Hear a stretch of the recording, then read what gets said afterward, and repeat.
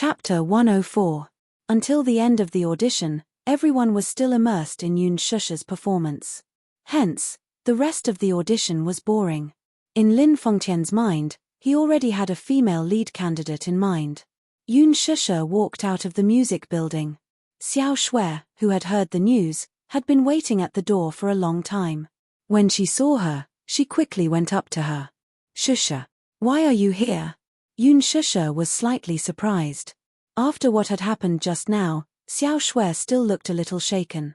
"I called you and Yo-Yo said that you came for the audition. I was a little worried. What's there to worry about? Are you really here for the audition?" Xiao Shui asked anxiously.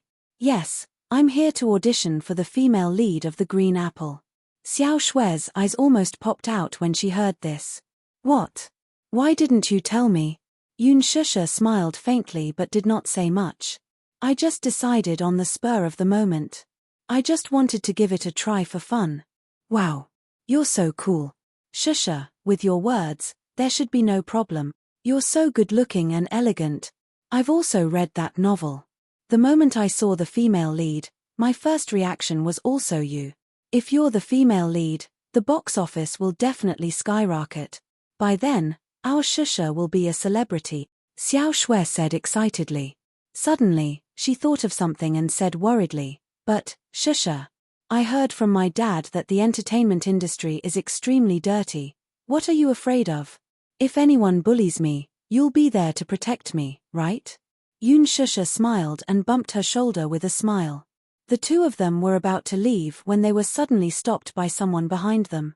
"Shusha." She turned around and saw Jiyu Xingze and Lin Fengtian standing behind them. Jiyu Xingze was dressed in a white shirt and a pair of slim black pants. His simple outfit brought out his pure handsomeness. His appearance immediately alarmed the fan club that had been crouching in the music building for a long time. Although Jinghua University had already made it clear that if the campus learning environment was affected due to chasing stars, it was still unable to curb those fanatical fans. "Xingze. Look, it's Xingze. Wow. Xingze is so handsome. Sob sob sob. I can't believe that I actually saw Xingze in person. Am I dreaming? Sob. Mommy, I saw Xingze." Xiao Shui narrowed her eyes and sized up the heavenly king in front of her. She had to admit that she was a little defeated. Some people were born to be idols. Jiyu Xingze was such a man. A man was more beautiful than a woman. Xiao Shui was shocked. Yoon Shusha could not help but feel a headache coming on from the excited voices around her. Jiyu Xingze, on the other hand, was used to it. He smiled and took 2 steps closer to her. In a low and gentle voice, he said, "Huanyu Entertainment's annual cocktail party is tomorrow night. Will you be coming?" Yoon Shusha was stunned. Was he inviting her to the cocktail party? Seeing that she was silent, he slowly said, "I want to invite you to be my female companion." Was he joking? He was a popular heavenly king, but he wanted to invite a nobody like her to be his female companion. Chapter 105. I only participated in the audition. The director hasn't decided on the female lead yet, so I'm not considered part of the entertainment industry. Besides, I don't have any background. I really don't understand why you're inviting me to be your partner, Yoon Shusha rejected politely. Xiao Shui was dumbfounded by her rejection. Oh my god, was she stupid? Jiyu Xingze was such a big star. Inviting her to be his partner was an opportunity that many actresses in the entertainment industry couldn't get. How could she reject it? Jiyu Xingze wasn't upset. Instead, he raised his eyebrows slightly. Qin Ju quickly added, "After tomorrow night's cocktail party, there will be a signing ceremony. Yoon Shusha, sign the contract with me." Yoon Shusha finally understood his intention. Jiyu Xingze had already decided on her. He was planning to use his popularity to pave the way for her to enter the entertainment industry. To put it bluntly, it was nothing more than a publicity stunt. A huge publicity stunt that only Jiyu Xingze could pull off. The first step he took was to be ambitious. It seemed that he was determined to support her. But why was he so good to her? Yoon Shusha nodded elegantly. Her voice was as clear as spring water. "Sure. If that's the case, I'll accept your offer. Lin Fengtian nodded satisfactorily. This girl was unfazed by honor and disgrace. She was calm and collected. Her status in the industry would definitely be everlasting. Let's go, Shusha, and your, friend, I'll drive you, Lin Fengtian said. Beside them, Executive Director Mo Chi saw the situation and his face suddenly flashed with an inexplicable panic. Director Lin, Xingze, come over here for a moment. Miss Yun, please excuse me. I have something to discuss with Director Lin and Xingze. He pulled the two of them aside with a smile and his face immediately darkened. Director Lin, it's not that I have a problem with it, but you've decided on the female lead just like that. Isn't it inappropriate? Jiyu Xingze smiled but didn't say anything. When Lin Fengtian made the decision to cast Yun Shusha, the film crew was naturally anxious. The executive directors had all received a lot of benefits. Many popular starlets in this movie had extended an olive branch, but Lin Fengtian did not accept it. All the benefits were given to the other people in charge of the production team. Now that an unknown newcomer had been chosen, there were naturally people who were anxious. Lin Fengtian looked dissatisfied. What? Why wasn't it suitable? You've seen Shusha's performance with your own eyes. She's a rare genius. Shusha. They were already calling each other so intimately. Could there be something going on between the two of them? That couldn't be. In his impression, Lin Fengtian was a film addict who was dedicated to making excellent movies. He was different from other directors who were lustful. He had never slept with a woman before. She's still a newcomer. She has no name, no background, and no affinity with the audience. What will the investors of this movie think after you've made the decision? Mo Chi advised earnestly. So what if she's a newcomer? Look at her performance. Whether it's her acting or her appearance, she's so similar to Yin Xiaochuan in the original novel. How can I not be moved by such a person standing in front of me? Lin Fengtian was full of praise. But didn't the investors intend to promote another female artist? It's that one, Yang Bingqing. Chapter 106. Yang Bingqing? That carpet star? She's just a pretty face. She's either a white lotus or a naive sweet girl. What good works did he produce throughout the year? Other than acting coquettishly on the red carpet at the film festival, she has nothing but a pretty face and acting talent. Yang Bingqing was an A-list actress who relied on scandals to rise to the top. She was at the height of her fame and popularity. She had a lot of tricks up her sleeves and had some background. She had a few investors behind her and was not someone to be trifled with. 10 years ago, the 16-year-old Yang Bingqing acted in a supporting role in a Qing dynasty drama. Although it was a supporting role, she had a lot of screen time. Back then, this Qing dynasty drama was popular all over the country. The main cast members shot to fame and their value skyrocketed. She, on the other hand, was not as famous as the main cast and was gradually buried. Later, she hooked up with a mysterious investor. This investor found a public relations team for her and used scandals to hype her up, making her the queen of hot topics. However, Yang Bingqing was a complete flower vase with no acting skills. She had the background, the backing, and the resources. Until now, the only work that mentioned her was the maid in the Qing dynasty drama from 10 years ago. Last year, she acted in a palace drama and acted as the female lead. She acted as the romantic empress of a generation and turned into a white lotus. Lin Fengtian really didn't like her acting skills.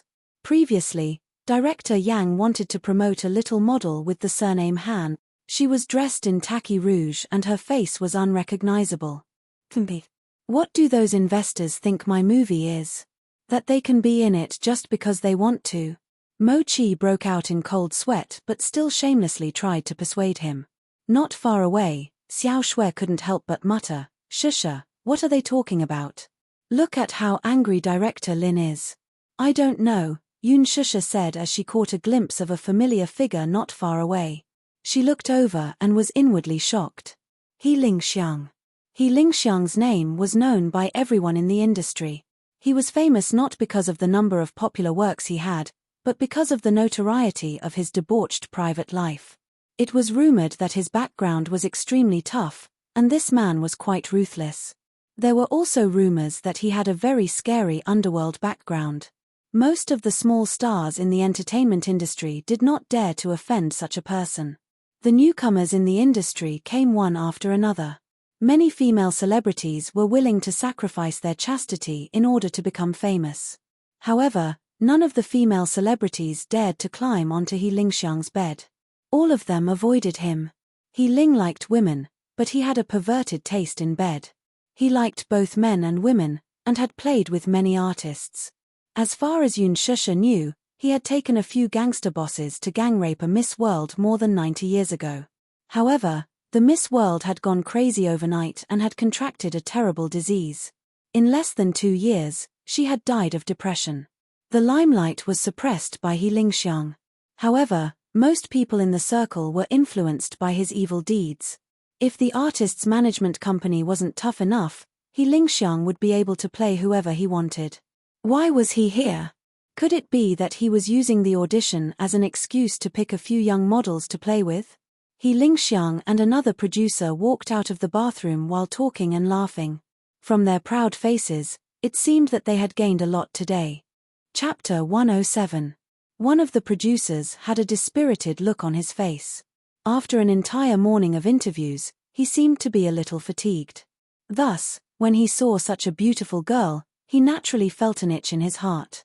He recklessly sized up the calm girl in front of him and laughed. "Aya, this girl is quite pretty. What's your name?" He Lingxiang also looked at her. It was just that such a good-looking person with such a beautiful and moving face, but her temperament was cold and indifferent. He was already so close to her, but she still did not have the slightest reaction. It was as if she treated their existence as air. It was not an exaggeration to say that she did not see them. Yun Shusha turned to leave, completely ignoring them. The two of them couldn't help but feel a little annoyed. The producer said, "Hey," but when he saw that she was still indifferent and didn't even look at them, he was instantly angry. He reached out to grab her hand, but she evaded without a trace and turned to leave expressionlessly. She didn't want to have anything to do with He Lingxiang. This man's background was too scary. She didn't want to have anything to do with him. When He Lingxiang saw that, he exclaimed, "Whoa." He stared at her back view with round eyes and mocked coldly, "TSK. This girl has quite a character. Me. She's probably here for the audition. She really doesn't know the rules. She has eyes but can't recognize Mount Tai. She doesn't know who is in front of her. She actually dares to act all high and mighty in front of director He." As he said that, the producer turned to look at He Lingxiang. "Am I right, director He?" He Lingxiang ignored him, but he was interested in the delicate girl in front of him. He went forward and grabbed her arm. "Classmate, I'm talking to you. Why are you ignoring me?" "That's right. Little classmate, don't refuse a toast only to be forced to drink a forfeit." The producer also glared at her from the side. She was a dog that bullied others because of her master's power. "Shusha, ignore him. One look and you can tell that he's not a good person." Little did he know that this name caused He Lingxiang's eyes to brighten up a little. "Shusha." He frowned as he repeated the name a few times. Then, he grabbed Yun Shusha's wrist tightly. "This student, I think you have a good temperament and good looks. Why didn't you come to the audition? Who knows, maybe you'll be chosen as the female lead." Yun Shusha faintly said, "Thank you for your kindness, director He. It's just that I admit that my aptitude is mediocre, and I can't enter the eyes of the directors." "How could that be? I think you're pretty good. You're much better than those girls who were interviewed before. Even if you don't get chosen, it's not like you don't have a chance." He Lingxiang's tall and strong body leaned towards her suggestively. His voice was a little hoarse. "I wonder if you've heard of my name? I'm also a director. As long as you're willing, I can let you be the female lead in my next movie." Yun Shusha was shocked. She took a few steps back to get away from him, but he grabbed her arm and she couldn't move at all. She looked up. Because of her embarrassment, she raised her voice slightly. "Let go." "What?" "This classmate, I'm so fond of you. Are you trying to embarrass me?" He Lingxiang's gaze was slightly cold. Seeing this, the smile on Xiao Shui's face faded. She walked towards He Lingxiang angrily. Yun Shusha immediately grabbed her arm and persuaded, Xiao Shui, don't. I don't think they're good people. If you go over like this, something will happen. Chapter 108. Yun Shusha didn't want to bother with He Lingxiang, but he kept pestering her. She turned around to look at him and saw that he was sizing her up with his bloodshot eyes. He was obviously satisfied. Yun Shusha heard footsteps behind her.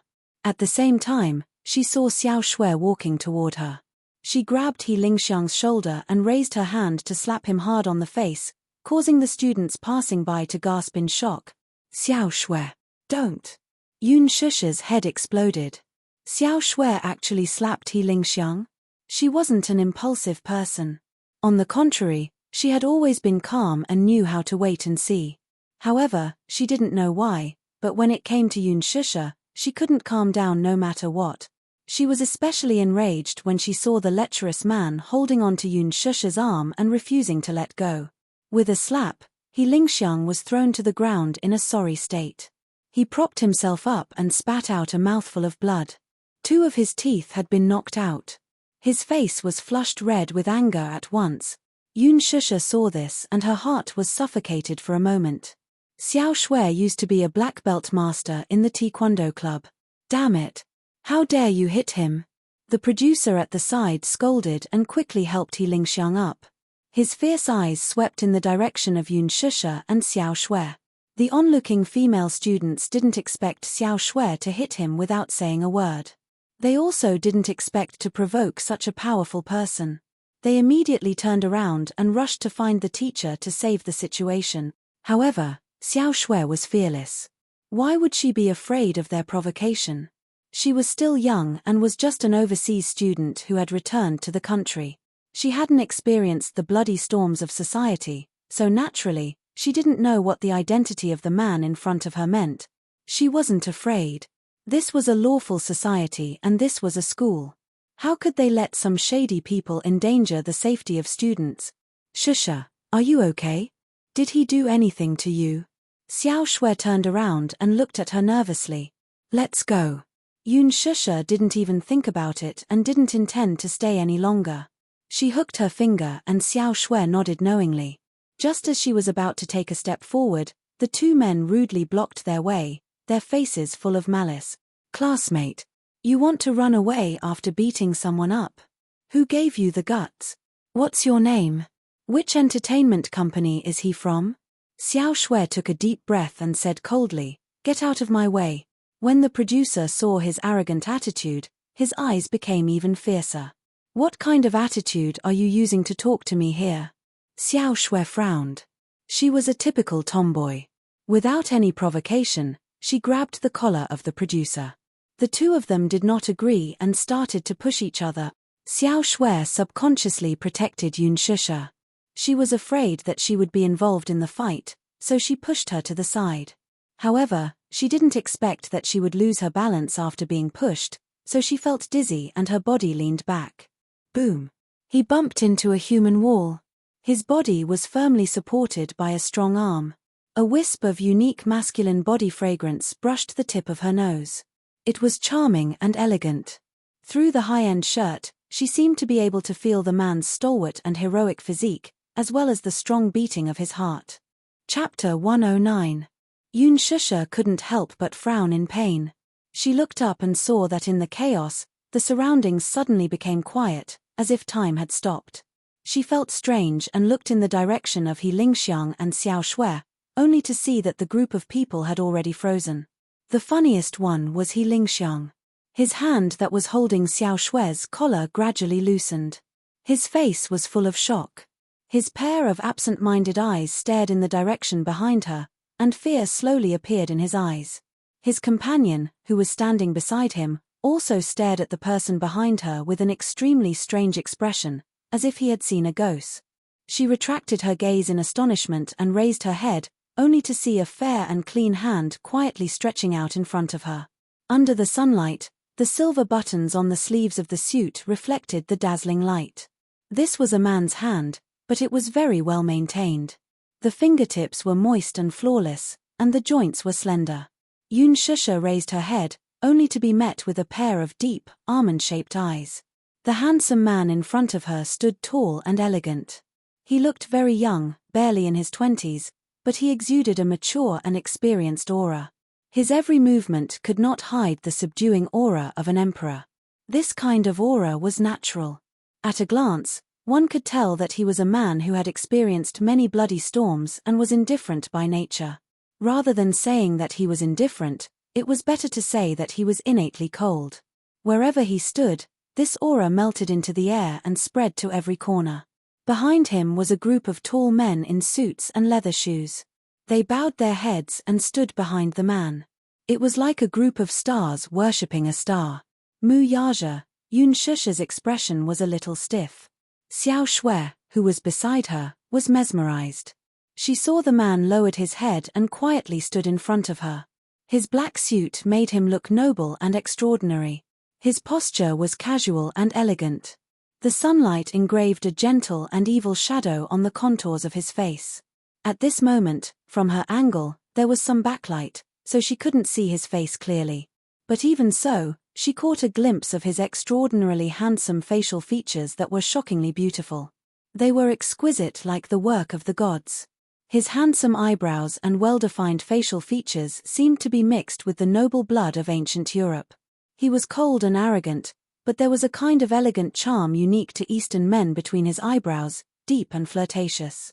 Without a doubt, this was an extremely handsome man. However, this handsomeness was absolutely not just on the surface. It was as if he was born with it in his bones. He was like an emperor of the ancient times, noble and arrogant. His standing still attracted the attention of the men in suits behind him. They were a little curious about what kind of person could attract their master's attention, so they all looked over and their gazes fell on her.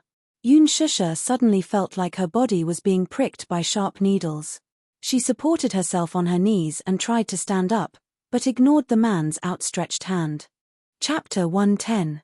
The man naturally saw the proud and stubborn attitude on her face. He slowly retracted his hand and tightened his sleeves. However, he did not say anything for a long time.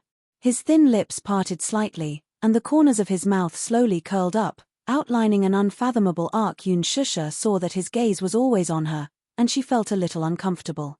She didn't understand. Who was this man? Why was she always able to meet him when she was down and out? Yun Shusha didn't want to pay attention to him. She patted the dust off her body and turned to leave. However, a cold and deep voice came from behind her. Stop. The man spoke very softly. His words were as precious as gold, but his voice was very pleasant. It was deep and full of magnetism. It was mellow like aged wine. One sip and it was easy to get drunk. She slightly paused and turned around to look at the man. Her eyebrows knitted even deeper. Mister, what can I do for you? You're leaving just like that. Mu Yaja found it funny. Other women couldn't wait to get close to him when they saw him, but she avoided him like he was the plague. Could it be that she was guilty? Mu Yaja's lips curved into a smile. This unfathomable smile made Yun Shusha feel a little dazzled. She said indifferently, I'm not familiar with you, right? Her tone was a little impatient and even very distant. Hearing this, the attendants behind her were stunned. They had never seen anyone who dared to speak so rudely in front of the young master. It had to be known that with the young master's noble status and background, even the government officials had to be courteous. Therefore, when they saw her being so rude, their faces immediately showed disgust. However, the man wasn't angry at her cold expression. He took a few steps closer to her, and the smile on his lips deepened. He whispered in her ear, not familiar? But, we've slept together. Yun Shusha's face was tense for a moment. She smiled faintly, but her voice was cold. Mr. Mu, so you're shameless? Shameless? Is that shameless? Mu Yaja smiled deeply. Do you want to see something even more shameless? She naturally didn't know the identity of the man in front of her, and Xiao Shui naturally didn't care about the origin of the man, but it didn't mean that he Lingxiang and the others didn't know. She was so close to him, so flirtatious, that everyone present was even more shocked. Especially he Lingxiang's group, they more or less understood the status of men. He Lingxiang had been in the circle for so many years and had seen countless people. He more or less had to be clear about the people and families at the peak of the world. After all, he couldn't simply offend them. Who exactly was this mysterious young man? They had never seen him before, and they didn't know what his identity was. However, there were some familiar faces in the crowd behind the man. Although they were now bowing their heads and following behind the man submissively, any one of them was a big shot in the underworld who would cause people to change their faces. For example, the middle-aged man standing at the back of the group was one of the top bosses in the capital. He was in charge of the businesses of several groups and supported several groups of forces. He was the current master of the capital's underworld, and his words were absolute. Chapter 111. In this day and age, there weren't many people who did business with clean hands. The reason why they were able to rise miraculously in the business world in the past 2 years was that they had some kind of unclear relationship with the underworld. It was said that a few of them had made a fortune by smuggling, and now they were doing very well. Among them, there was no lack of high-ranking officials and leaders from other provinces and even the government. Most of them had great power in Jingdu, but they were rarely seen. All of them held great power and were important. As for the few tall men standing in front of the crowd, after He Lingxiang recognized them, their faces couldn't help but turn pale. These people were from the Mu family. The Mu family was a famous and huge family. They were also the descendants of the largest family in the country and even in Asia. However, He Lingxiang did not know anything about his background. It wasn't that he didn't have enough information, but with his status, he didn't have the right to ask. This family could be said to be secretive in the underworld, never revealing their talents. He only heard that the Mu family had a big business and the forces under them were both from the underworld and the underworld. Years ago, the Mu family had established Disheng Financial Group through bleaching, and the industry chain under their name was entrenched in the global financial industry. The outside world called this low-key but prominent family business the Mu Empire. Whether it was in the country, Asia, North America, or some countries in Western Europe, the Mu family's power spanned across the board and was the revered leader. With the Mu family's century-old business and foundation, people who weren't in charge of the Mu family didn't know how vast the Mu family's business was. He only heard that a few years ago, a country had run into the Mu family's gun because of some political conflict. That year, Disheng Financial Group withdrew all its investments from the country's industries and cancelled all long-term transactions. This caused the country's economy to rapidly regress to the pre-liberation era. The country had no choice but to tighten its belt and learn to be a better person. Each of these big shots could shake the earth and shake the mountains, but now, they were all standing respectfully behind the man. He Lingxiang only felt fear toward the identity of the man in front of him. However, this Yun Shusha dared to give this man a hard time in front of so many people. He Lingxiang sneered in his heart. Wasn't this a slap to his face in front of so many people? She was afraid that her end would not be pretty. His heart was filled with pride. Sure enough, he saw a fierce-looking, cold-faced man in the crowd about to step forward and teach this girl who didn't know what was good for her. However, when he raised his head, he saw that his master had turned his face slightly. His expression was extremely cold, and that gaze contained a hidden warning. His heart trembled, and he immediately understood. He immediately retreated without batting an eyelid. They didn't understand the man's intentions.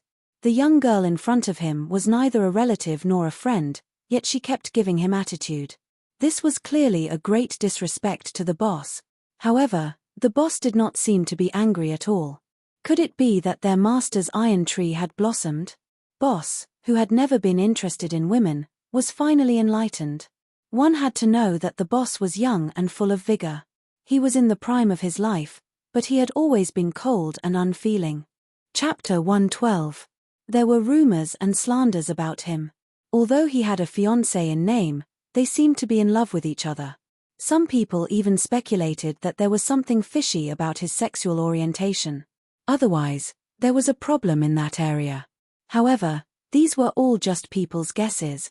There were also rumors that his fiancée was infertile. Mu Chen's biological mother was someone else. Grandpa Mu had been anxious all these years. He was so anxious that his hair had turned white. Firstly, Grandpa Mu placed great importance on passing down the family line. There were 3 ways to be unfilial, and having no descendants was the worst. He was the only one left in the Mu family. It was time for him to start a family. However, Mu Yaja had not married yet. Mu Wanru's so-called fiancé had become a joke. Secondly, Grandpa Mu had heard a lot of rumors from the outside world, and he was annoyed by them. He had been busy looking for surrogate mothers for Mu Chen all these years. From international socialites to the daughters of the upper class, he had paid attention to those who were well-matched in terms of social status. However, Grandpa Mu had seen many people, but he did not like many of them. He was even more strict than the emperors in ancient times. As they thought about this, they looked at each other and exchanged a few glances. They were well aware of each other's guesses. This time, it was He Lingxiang's turn to be dumbfounded. Who exactly was Yun Shusha? Yun Shusha could tell that this group of people was not simple. She recognized the mayor of Jing City standing in the crowd. She had seen him in the newspaper some time ago and had some impression of him. While she was trying to figure out the man's intention, a series of messy footsteps came from not far away. There were also a few men's disdainful curses and noises. It turned out that they were He Lingxiang's henchmen, the producer, who had called them over. They rushed over as soon as they received the call. They thought that someone was causing trouble. However, when He Lingxiang turned around and saw his henchmen, his face turned pale. He turned around and glared at the producer. The producer beside him heard the commotion and knew that his henchman had rushed over. However, he frowned when he saw the situation. Yun Shusha looked in the direction of the voice. Judging from their rude and unreasonable gait, it was not hard to tell that they had some background and were clearly relying on He Lingxiang's influence. However, when she saw the lineup at the entrance, she could not help but be stunned.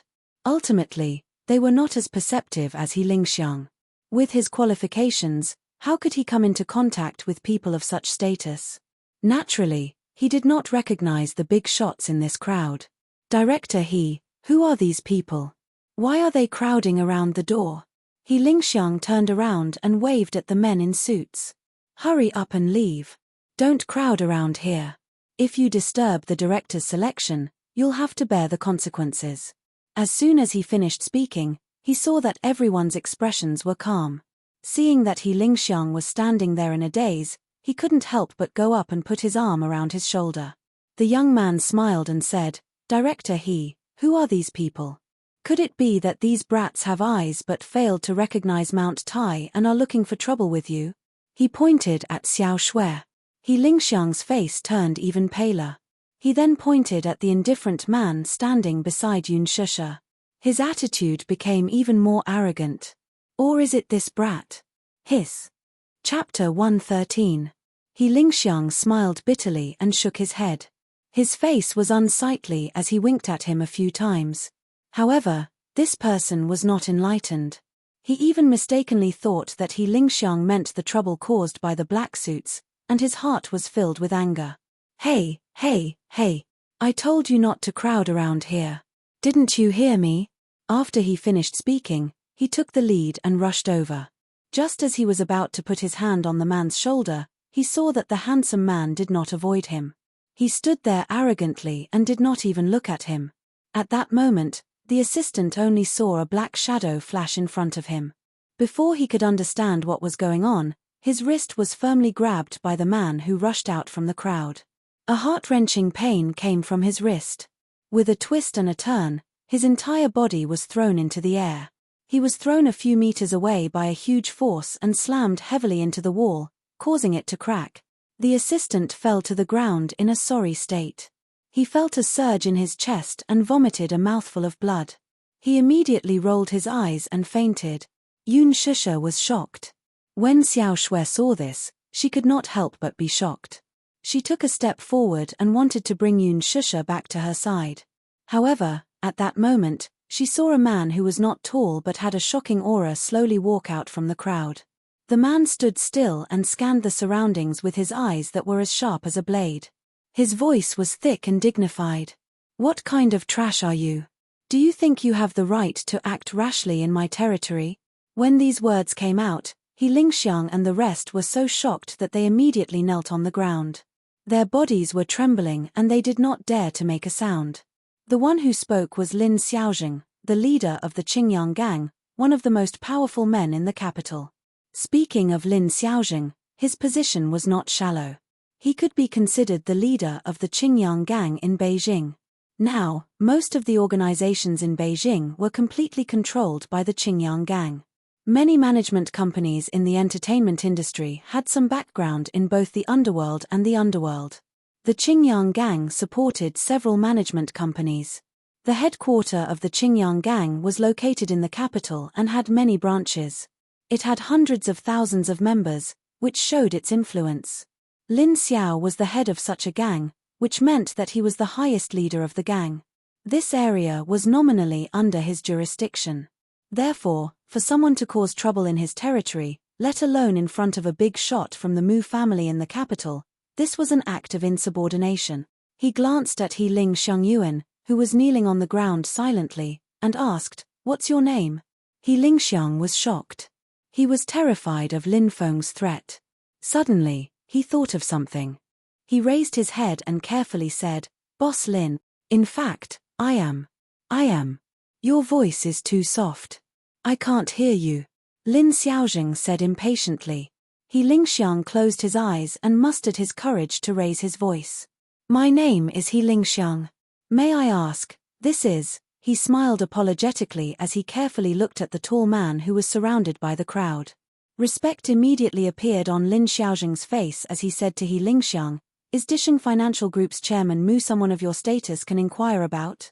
He Lingxiang, who had always been arrogant, could not help but be shocked. He said incoherently, "Forgive me for being presumptuous, but I didn't know how to appreciate favors. I actually didn't recognize that this is Disheng Financial Group's chairman Mu." Chapter 114. He was trembling with fear when he was suddenly interrupted by an abrupt voice. "What's the matter? Why are there so many people at the entrance?" Lin Fengtian had just walked out of the audition venue when he vaguely heard a strange commotion downstairs. He hurried over, only to see such a scene. While he was still in shock, he caught sight of the slender figure in the crowd and said with a curious expression, "Chairman Mu, hey, what brings you here today?"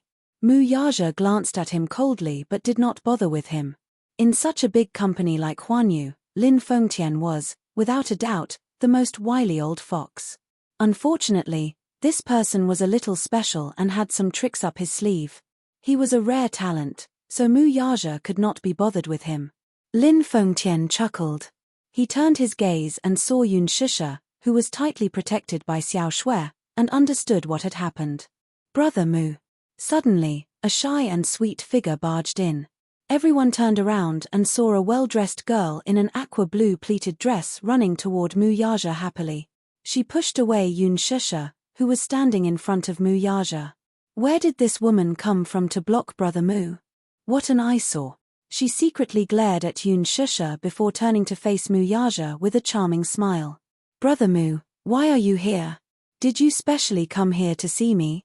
Lu Jingtian, 20 years old, was the eldest daughter of the capital's military and political elite. She was also the top socialite of the upper class. The Mus and Lus had been on good terms for generations, so there was a rumor that Lu Jingtian was originally the crown princesses that old Master Mu had his eyes on. Unfortunately, the concubine had feelings for him, and the man had no such intentions. The young master of the Mu family had watched her grow up, so the two had a close relationship.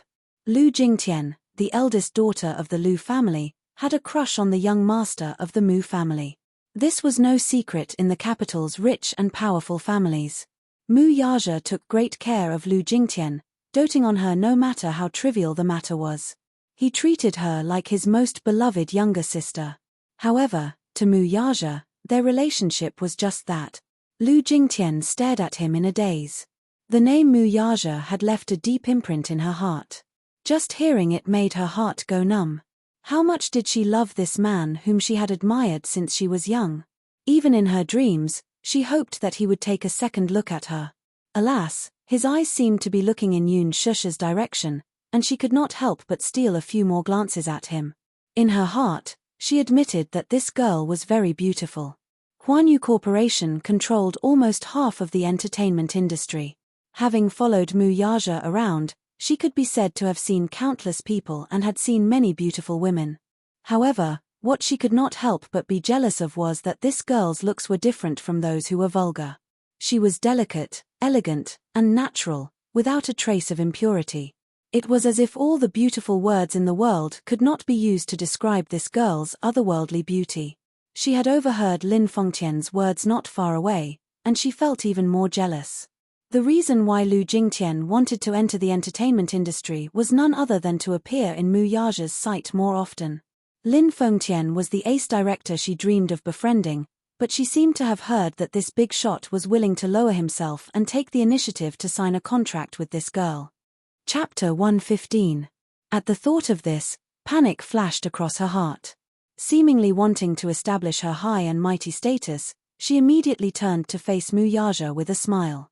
"Brother Mu, why are you ignoring me?" Mu Yaja lowered his eyes slightly and finally saw her for the first time with his slightly cold eyes. "Director Lin is here today, too. He's a judge.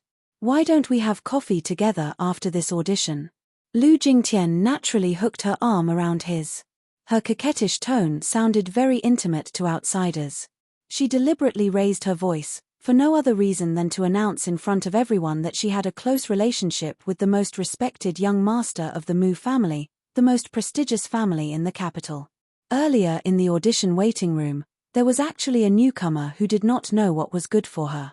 Now, she was silently announcing her illustrious status. In the crowd, Yun Ne's eyes flashed with horror. This girl actually has connections with the rich and powerful of the upper-class society. Naturally, she did not know who Mu Yaja was, but she recognized the mayor of the capital. Now that she saw him standing respectfully behind that tall and handsome man, who was actually close to that girl, she could not help but wonder why he was so close to her. She could not help but shudder. Earlier in the waiting room, she seemed to have caused trouble for this girl. Could this Lu Jingtian be planning to take revenge on her? Mu Yaja naturally saw through her vanity, but he did not expose her. "Your grandpa asked me to visit you." Hearing this, Yun Shusha's eyes darkened slightly. It turned out that this man was here to visit her. When Lu Jingtian heard this, her vanity was satisfied and she pretended to be angry. "Me. He must be here to let you talk about me again. Grandpa has always disapproved of me entering the entertainment industry, but I love acting. Brother Mu, this is my dream." Mu Yaja's lips curled into an elegant smile, but he did not say a word. Lu Jingtian continued, "Brother Yaja, didn't you invest in this movie? Jingtian really wants to play the female lead." Mu Yaja took a step forward with Lu Jingtian following closely behind him. Behind them was a mighty entourage. The crowd gradually moved further and further away, just like an emperor in ancient times patrolling the land under his control, proud and noble. "Let's go, Shusha, and the girl beside you." This girl, I'll drive you," Lin Fengtian said. Everyone walked to the door. When Xiao Shui saw the shiny black Rolls-Royce Phantom, her soul almost left her body. Like a happy child, he circled the car a few times. Good heavens! Rich people! This car was an imported antique. Lin Fengtian, who was watching from the side, was stunned. This little girl, Brother Lin. Xiao Shui immediately pinched her orchid fingers and came up to him. "Can I take a few selfies?" she said as she pointed at the luxury car beside her. "It's right beside this car." "Sure," Lin Fengtian agreed. She immediately took out her phone and took a few selfies beside the car. She put on all kinds of coquettish expressions, but in the eyes of others, she was all kinds of flirtatious. "All right. Get in the car first," Lin Fengtian said to Yun Shusha. Okay. Xiao Shui, on the other hand, was very excited. She happily got into the back seat first, leaving Yun Shusha behind. Yun Shusha could not help feeling a little flustered. Everyone got into the car one after another, but no one noticed the pair of eyes watching them from behind. Those eyes were filled with evil thoughts. Chapter 116. This Yun Shusha was really capable. But so what? Wouldn't it be more fun to sleep with a woman that the big boss had his eyes on? What kind of person was Mu Yaja? Why would he fall for a newcomer with no status or background? The entertainment industry was full of talents, and there was never a lack of beautiful women. With Mu Yaja's status, what kind of woman wouldn't come and go as he pleased? The women that Mu Yaja played with, the leftovers would be pretty good too. As he Lingxiang thought evilly, he fiercely clenched the stack of Yun Shusha's information in his hand. Suddenly, his thoughts were interrupted by a delicate voice from the side. Hello. Hello, may I ask if you are director He Lingxiang? He Lingxiang turned around and saw Yun Na with no makeup on. Yun Na had just washed off all the makeup on her face, and it actually looked cleaner. Even though her face was still slightly swollen, it didn't stop others from judging her beauty. Yun Na's beauty was different from Yun Shusha's naivety and pure beauty. She was flirtatious, like a seductress who charmed the emperor in ancient times. If she were to play a character like Deji, she would definitely be pleasing to the eyes. She was petite and wasn't as tall as Yun Shusha. Her fair little face, coupled with her shy and timid appearance, made her look even more fragile. Yun Na had unintentionally catered to his taste. He Lingxiang had recently liked this kind of taste. The moment he saw her, the look in his eyes changed. Seeing that he didn't say anything, Yun Na was naturally pleased. Under the attack of her expression, very few men could resist. So what if He Lingxiang had been on the battlefield for a long time? Wasn't he still tempted at the sight of women? Director He, my name is Yun Na. I'm a professional at an art school. I admire you very much. You are a very talented director. Oh, right, I saw your movie Blood Rose last year. It's still the greatest movie in my heart. Blood Rose. Bad script, bad production, and bad reputation.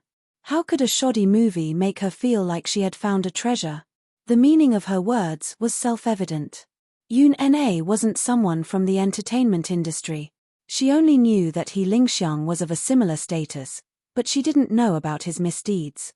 Therefore, she didn't know how ignorant her actions were. How could He Lingxiang reject a woman who threw herself into his arms? It just so happened that he had nowhere to vent his anger this afternoon. He intimately approached her, grabbed her wrist, and pulled her into his arms. Under the cover of the tree, his hand wantonly attacked the softness in front of her chest. He lowered his head and bit her ear. Ah! Yun Na pretended to be flustered like a startled bunny, and her hands powerlessly pushed against his chest while the surprise in her eyes couldn't be concealed. Director He, you, there was a faint fragrance on her body, which made He Lingxiang's blood rush to his head, and he was a little dazed. From the looks of it, this girl was still a virgin.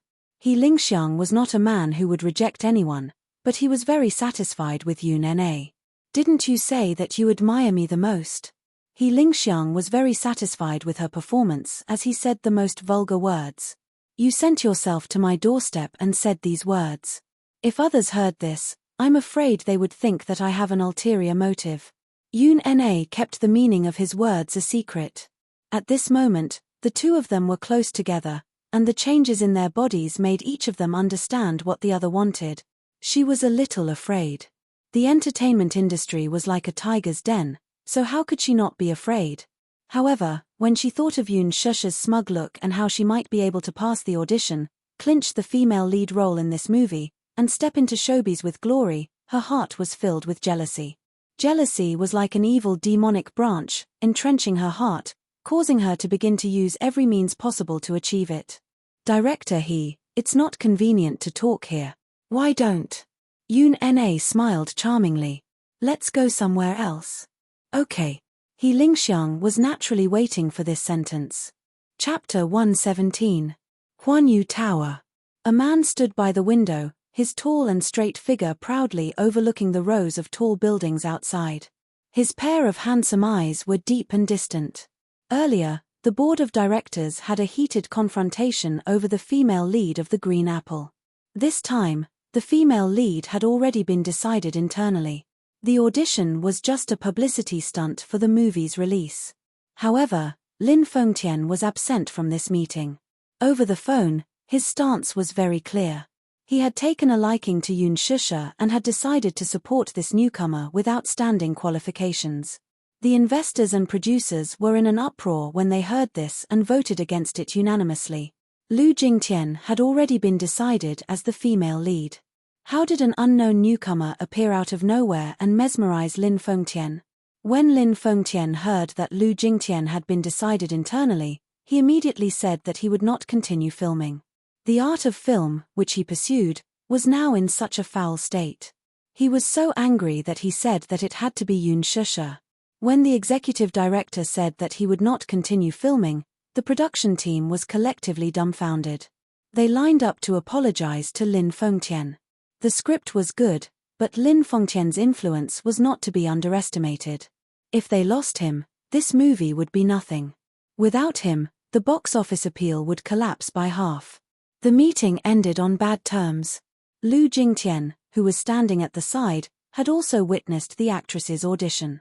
Recalling that breathtakingly beautiful scene, she could not help but feel a little jealous. This person called Yun Shusha had skillfully portrayed Yin Xiaochuan's most essential innocence and beauty with her skillful acting. She was originally quite satisfied with her audition performance, but now that she saw it again, it was obvious who was better. Her crying scene was too pretentious. She's quite opportunistic, huh? Lu Jingtian said indignantly. She raised her head to look at Mu Yaja and asked in a half-aggrieved and half-tentative manner, "Brother Mu, you'll definitely get the female lead role in this movie. It's for Jingtian, right?" Mu Yaja lowered his head to look at her without saying a word. She quickly tugged at his arm and coquettishly said, "Brother Mu, I really like this novel. It's my biggest dream to play the role of Yin Xiaochuan. Brother Mu, this is a small wish. You can't satisfy me?" Mu Yaja pulled his hand out without a trace. His tone was calm but slightly indifferent. "Jingtian, I dote on you because your grandfather asked me to. But for me, I have a clear distinction between public and private matters. The movie was released by Huanyu. I'll invest, but I won't ask about the main character." "Brother Mu." Lu Jingtian's face flushed red as she choked on her words for the first time.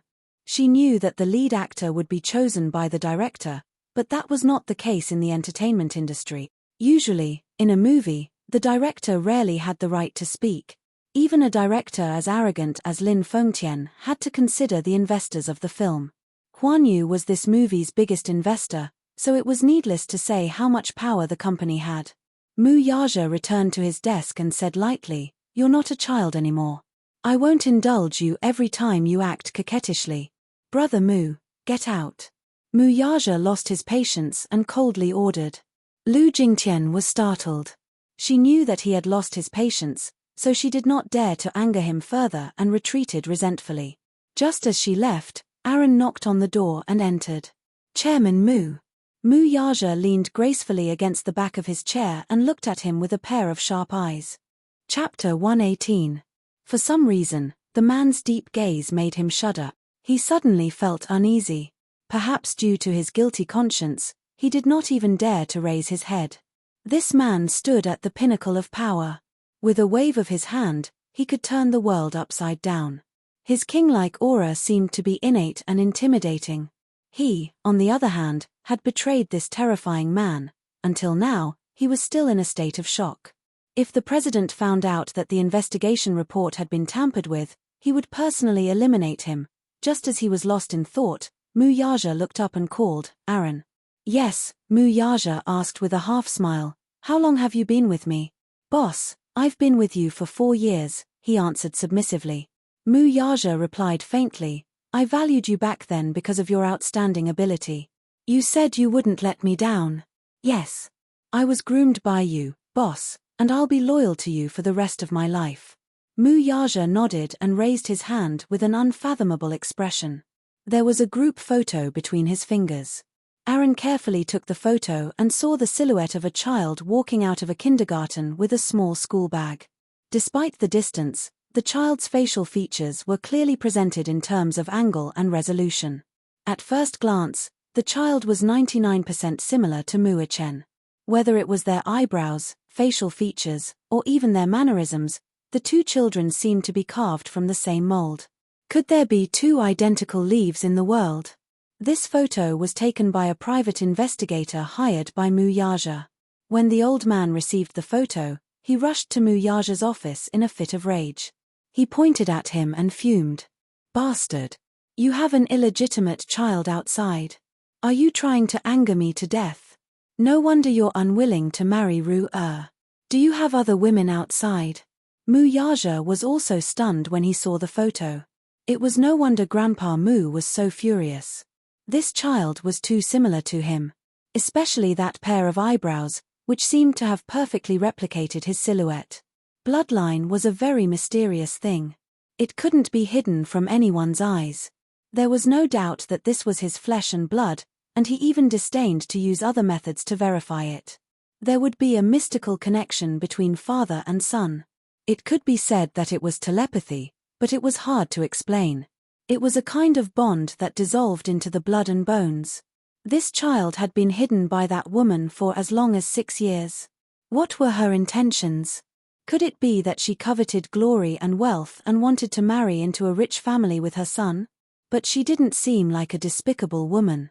Mu Yaja had also investigated the woman's background.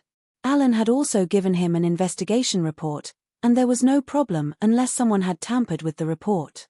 Who could it be? Therefore, he couldn't help but suspect this personal assistant.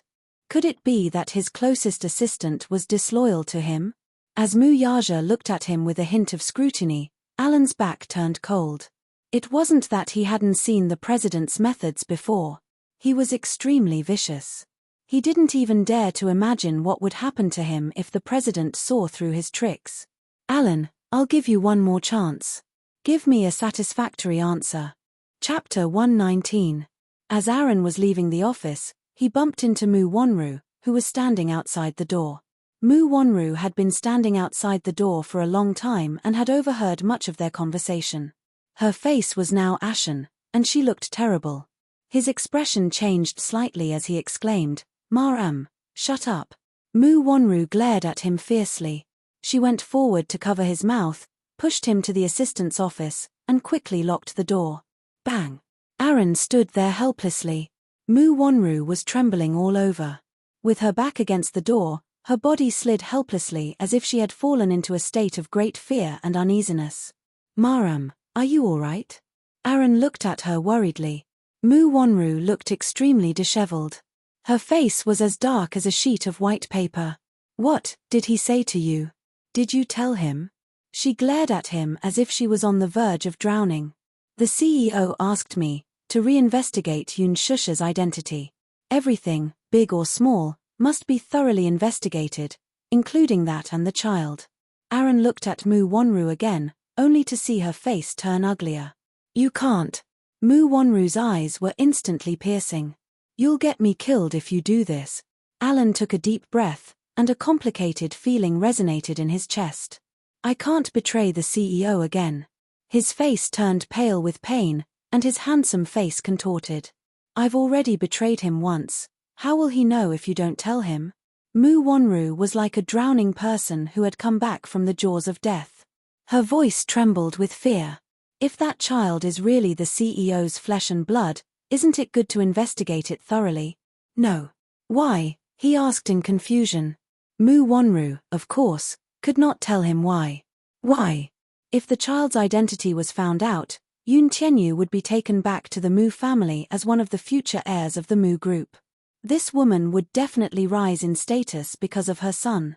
She was Grandpa Mu's 1 in a million pregnant women.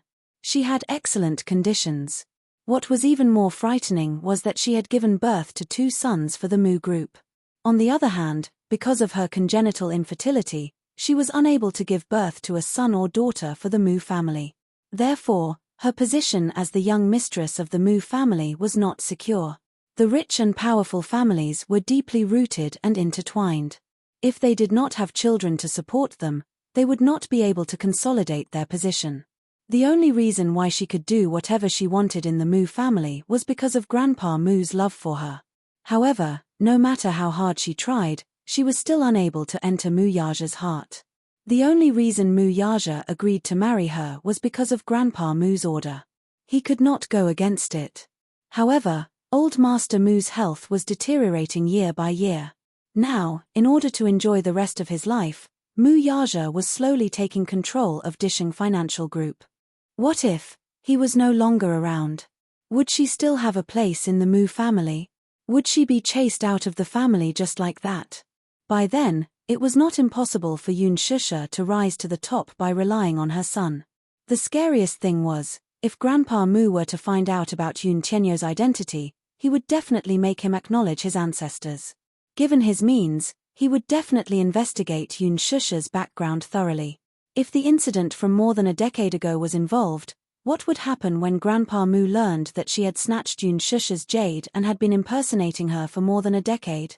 Thinking of this, Mu Wanru shuddered. Don't investigate. If you do this, you'll destroy me. Mu Wanru covered her face haggard and sobbed helplessly. She was weeping like a pear blossom in the rain, but in her heart, she was viciously cursing. Chapter 120. D***MNit. She was too slow. This Yun Shusha, B***TCH. B***TCH. Why did it have to be her? Why did it have to be her? Was she going to watch as the wealth and glory that was within her reach was snatched away by her? Looking at her pitiful appearance, Alan's heart ached as if it had been crushed. As a man, no one could reject a weak and helpless woman. Aaron, help me. Mu Wanru begged him. She leaned on his chest weakly and helplessly. Her hot tears dampened his shirt. I can't let that child return to the Mu family. Alan, I know you like me. This is the last time. Help me, okay? Mu Wanru's tears flowed down her cheeks. Alan's heart skipped a beat, and he looked at her in disbelief. She knew. They had been classmates in university for 4 years. Her gentleness, beauty, pride, and confidence had always been the most beautiful thing that he yearned for. He loved this girl from the bottom of his heart, but he had never shown it.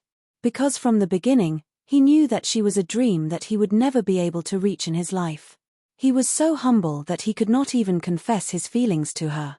He could only look at her silently from afar. After graduating from university, he entered Disheng Financial Group and became Mu Yaja's personal assistant. It was only then that he realized that the man in her heart was as perfect as a god. Wanru, just this once. This is the last time.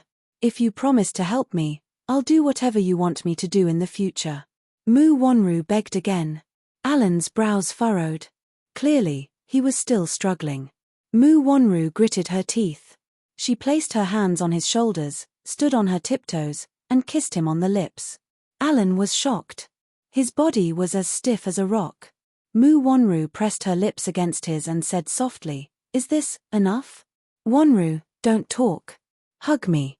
Mu Wanru kissed him on the lips again. Her seductive body was pressed against him, and her seaweed-like hair was tangled together. Mu Wanru's exquisite figure stretched out seductively. She was very coquettish. She usually took great care of her skin. Her exceptional beauty and sexy figure were enough to make any man's heart beat faster. Alan could no longer hold it in. He fell into the fatal trap of gentleness. He lost himself to it. He closed his eyes and followed the most honest thought in his heart. His hands hugged her shoulders, and he traced her charming back. In the office, an incestuous scene. However, neither of them noticed that in a hidden corner of the ceiling, there was a mini pinhole camera hidden in the ceiling. In the evening, Jiyu Xingze sent Yun Shusha home. Yun Shusha did not have a decent gown for tomorrow night's cocktail party. Therefore, Jiyu Xingze gave her a gown. She was embarrassed to accept it, but Jiyu Xingze felt that she was too polite and smiled. Silly girl, tomorrow night's cocktail party will be a special event. Many gold medal producers and directors from the film festival will be there. Don't tell me you want to wear this school uniform and parade around as my female companion. Yun Shusha did not know whether to laugh or cry at his words. All right, don't be so polite with me. If you can sign the contract successfully, remember to treat me to a meal. Jiyu Xingze made a condition. Yun Shusha agreed readily. Well, 6 yuan worth of spicy hot pot. It was not that she could not afford it. Chapter 121. By the time Yun Shusha returned to the Yun residence to fetch Yo-Yo, it was already 8 p.m. She had already informed Yun Yeqing in advance, but the atmosphere in the living room was still tense. When Li Qin saw Yun Shusha return, she hurriedly went up to her. Have you seen your younger sister? She's still not back yet. I'm so worried. Why would I see her? Yoon Shusha pretended to be confused. In fact, she had seen Yoon Na today. However, this had nothing to do with her. She could not be bothered to report it to Li Qin. When Yoon Yecheng saw her return, he hurriedly went up to her and asked about her well-being, which caused Li Qin to glare at him. Looking at Yoon Shusha and thinking about her daughter who had yet to return home, she immediately exploded. Yoon Yecheng, you're really a good father. You're so concerned about this wild seedling, but your biological daughter is still not back yet, and I don't see you asking more about her. Yoon Yecheng's face turned ashen when he heard this. Who are you calling a wild seedling? Also, I'm worried that Nana isn't back yet. What are you talking about? The two of them started quarreling. Yoon Shusha did not want to be involved in such a quarrel and walked toward her room calmly. However, she was stopped by Li Qin behind her. Stop right there. Yoon Shusha turned her head in a lukewarm manner. What's the matter? Li Qin noticed the exquisite packaging in her hand. Armani. How could she, who shopped in shopping malls all year round, not know about this international luxury brand? Her eyes almost popped out of their sockets. How did she have such an expensive item? Where did you get this dress? It's none of your business. With that, Yoon Shusha walked into her room without looking back. Li Qin was so angry that she almost had a stroke. This wild lass was looking down on her more and more. What Armani? To me, it's just a cheap knockoff. That night, it suddenly rained. Yoon Shusha decided to sleep over at the Yoon residence and went to bed early with Yo-Yo. At midnight, there was a sudden rainstorm outside the window. Lightning flashed and thunder rumbled. Yoon Yecheng and Li Qin were worried when Yoon Na did not return for a long time, so they decided to report the matter to the police. The two of them hurriedly prepared to rush over, but they heard a strange noise outside the door. They hurriedly rushed over, only to see Yoon Na leaning against the door weakly. They did not know how long she had been standing outside the door. Her hair was drenched, her clothes were slightly messy, and her face was strangely flushed. "Mom," she cried out in a low voice, her voice trembling as if she had suffered a great grievance. Then, a line of tears flowed down her cheeks. Li Qin felt as if a knife was being twisted in her heart. What's wrong? Nana, come in first. Yoon Na was helped into the living room and leaned weakly against the back of the chair. Tears rolled down her cheeks like pearls from a broken necklace. Li Qin looked at her anxiously, her heart aching. Nana, what's wrong? Tell me, who bullied you? Yoon Na continued to weep but didn't say anything. Right now, her intestines were probably green with regret. This He Lingxiang looked dignified on the surface, but he was actually a beast in human clothing, and a beast among beasts. This afternoon, He Lingxiang brought her to a private clubhouse. She thought that she had hooked up with a big tree and was feeling complacent. If she could gain his favor, she might be able to step into the entertainment industry with glory and no longer have to look at Yoon Shusha's eyes. Chapter 122. If she could rely on such a backer, her acting career could be said to be unstoppable. Yoon Na naively thought that He Lingxiang was bringing her to meet some producer. After all, he had a lot of connections. Little did she know that she had entered a wolf's den of debauchery. She did not want to recall what had happened tonight. She only remembered that before He Lingxiang sent her home, he gave her an invitation and whispered in her ear, "I heard that Jiyu Xinghe has invited your sister to attend Huanyu's annual gala tomorrow night. You should attend this gala, too." As he said that, a smile with ulterior motives appeared on his face. "Tomorrow night, you and your sister will serve me well. Don't worry, I'll give you benefits." Just imagining the scene of sex was enough to make He Lingxiang impatient. The feeling of having two beautiful sisters together was self-evident. Yoon Na suppressed her disgust and grievance and forced a smile. She did not want to be with Yoon Shusha. What if it backfired and He Lingxiang did not support her and Yoon Shusha instead? She was like a slave today, serving the bosses one by one with a smile. She had suffered great humiliation and did not want to suffer a double loss in the end. She whined, "You're so annoying. Director isn't it enough for me alone? Don't worry, little sweetheart, you're so hot, Of course, I'll dote on you the most. Don't worry, I won't fall in love with someone else. Yoon Na only felt more at ease after he Lingxiang's promise. Li Qin naturally did not know what had happened to her. Seeing her in a daze, she blurted out, "Daughter, have you gone for the audition?" Yoon Yecheng raised his head in shock when he heard that. Did you say that she went for an audition again? She knew that she had let it slip and bit her lower lip resentfully. Yoon Yecheng was furious and expected better from his daughter. I told you to study hard, but you insisted on becoming an actress. Why? Did we not let you have enough to eat or not have enough clothes to keep you warm? Why do you have to ruin yourself like this? As soon as Yoon Na heard the word spoil, she immediately felt aggrieved to the point tears streamed down her face, and she immediately cried out unwillingly, "Dad. Sister also went for the audition. Why don't you scold her?" What? Li Qin exclaimed in surprise. She went for the interview too? How is this possible? Her father defended her. Your sister has always known her place. She won't step into showbiz. Dad. You never believed me. If you don't believe me, you can ask her. Not only did she participate, she even passed. I saw her sit in a Rolls-Royce today. I don't know what tricks she used. Maybe she hooked up with some big boss. Pa. Yoon Na's face was slapped to the side. Covering her face, she turned to look at Yoon Yecheng in shock. Her heart seemed to have broken into pieces. Dad, you hit me. Disappointment was written all over his face. Nana, how can you say that about Shusha? She's your sister. How does your sister usually treat you? Since you were young, I've always let you have all the good food and fun things, but what about you now? Saying bad things about her behind her back. What big boss? Shusha isn't that kind of girl. Why? Why didn't you scold her when she went for the audition, but when I went for the audition, you scolded me? Am I your biological daughter? Yoon Na screamed at her father, breaking down. Chapter 123. One day, the sun shone brightly in the morning. Yo-Yo woke up early and kicked Yoon Shusha out of bed. Mommy, wake up. Yo-Yo shook her awake. Today is a special day. Get up and exercise to prepare for the cocktail party tonight. Yoon Shusha was shocked. Baby, how did you know that I'm going to the cocktail party tonight? Yo-Yo looked at her coldly.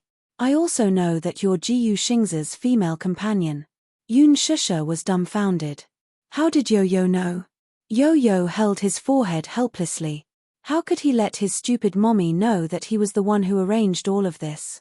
No matter what, work hard and earn money to support the family. Yo-Yo's future wife will depend on you, mommy. He knew how boring work in the entertainment industry was. On the surface, the stars were shining brightly, but very few people knew how hard it was behind the scenes. Therefore, he had to urge his precious mommy to exercise and improve her physical strength. Sob. No, Yo-Yo, don't get married. Just take care of mommy for the rest of my life. Yoon Shusha hugged Yo-Yo tightly. The mother and son changed into casual clothes and ran a few kilometers in the morning.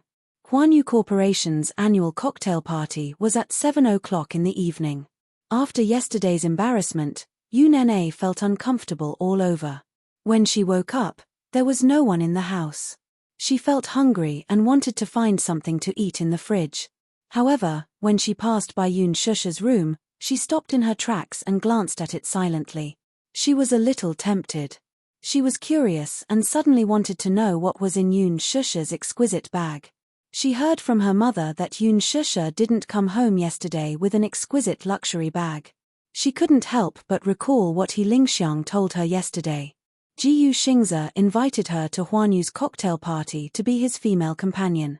Yoon Na was extremely jealous when she heard that. Jiyu Xingza was a godlike figure in her heart.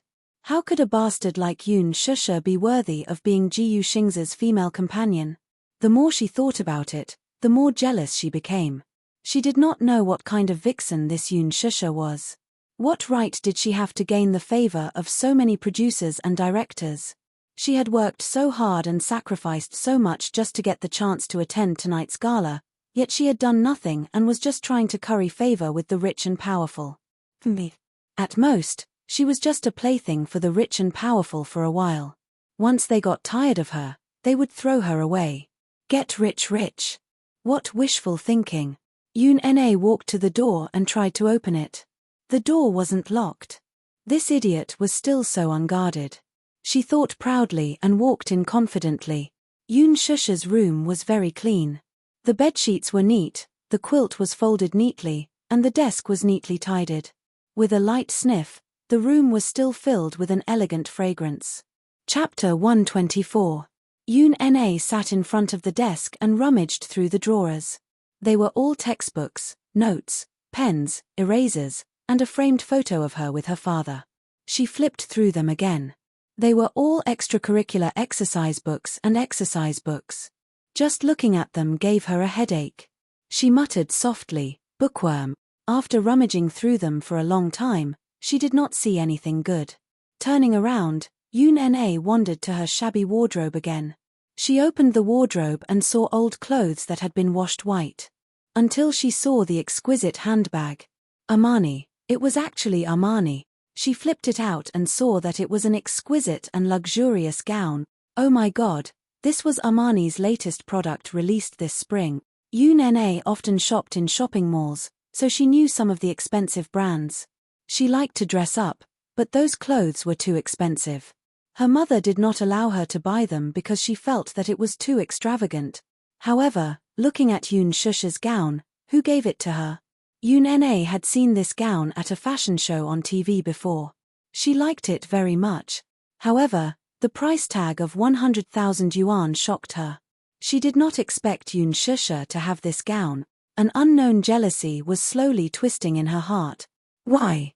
Why was she treated so well? Why was she chosen by so many directors and given such a beautiful and expensive gown? She was clearly such a lowly B*starred, but she was treated so well by her father when she came back. One had to know that ever since she was young, her father had never doted on her like he did on Yoon Shusha. This B*starred had snatched away the love that originally belonged to her. As Yoon Na thought of this, she suddenly felt indignant. She took out the gown and changed in front of the mirror. Looking at the beautiful gown in the mirror, Yoon Na curled her lips in satisfaction. She twirled a few times happily, and her heart was overjoyed. Yoon Shusha did not deserve such a good gown at all. Only she deserved to have it. Yoon Shusha was a lowly Cinderella, and she was the princess. She was worried that she did not have a decent gown for tonight's cocktail party. Yoon Na folded the clothes neatly. Out of the corner of her eye, she caught sight of an exquisite little box. A brocade box that seemed to be jewelry was quietly placed in the corner of the wardrobe. Out of curiosity, she reached out to take the box and carefully opened it. A magnificent and faint blue light flashed before her eyes. She often paid attention to jewelry magazines. This was the Vicomte from Van Cleef and Arpels' Secret Garden series. It was one of a kind in the world. Yoon Na sucked in a breath of cold air in shock. In the depths of her pupils, the word Vicomte lay quietly in the brocade box, emitting a bright and dazzling brilliance. So beautiful. So beautiful. It looked like a sapphire necklace, giving people a cold and elegant feeling. The necklace was actually made of countless small diamonds connected together. Such a necklace must be worth a lot of money. How could Yoon Shusha have such expensive jewelry? Such a beautiful necklace for her. What a pity. Yoon Na's eyes flashed with jealousy. Why did it have to be her? Why did she have to be the one to get such a beautiful necklace? How could she be so lucky? Chapter 125. She knew that she couldn't take it away. Yoon Shusha would find out about this necklace sooner or later. However, as she gazed at the dazzling sapphire, Yoon Na took a deep breath of cold air.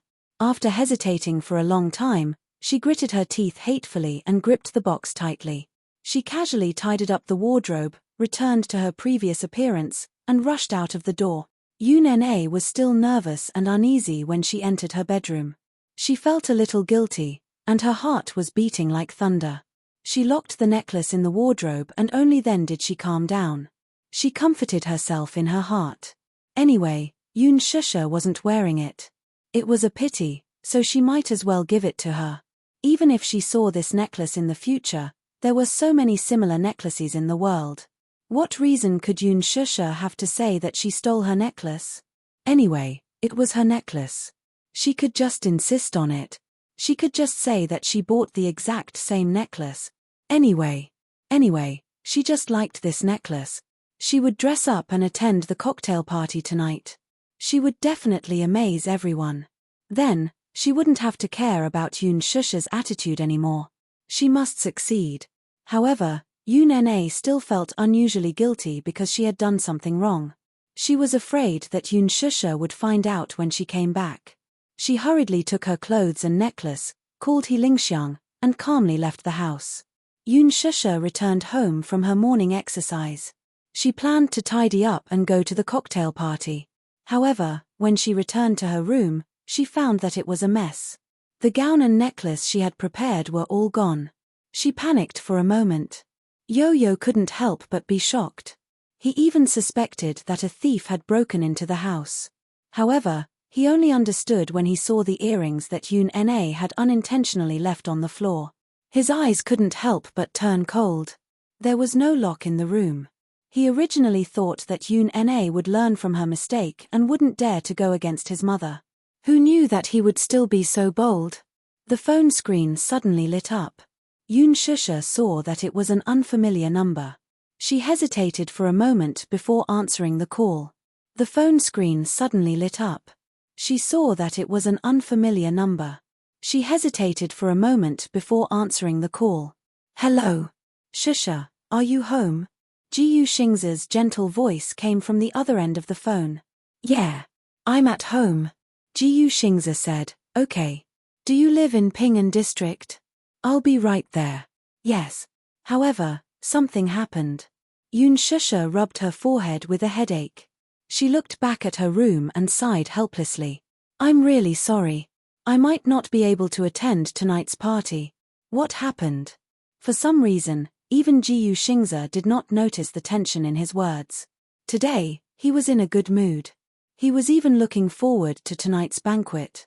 Now that he heard that Yoon Shusha was not going to the banquet, he felt an inexplicable sense of loss. What happened? Yoon Shusha replied, my gown. I don't know where it went, and the necklace you borrowed, lost? I'm not sure. When I got home, my room was in a mess. I was careless and forgot to lock the door.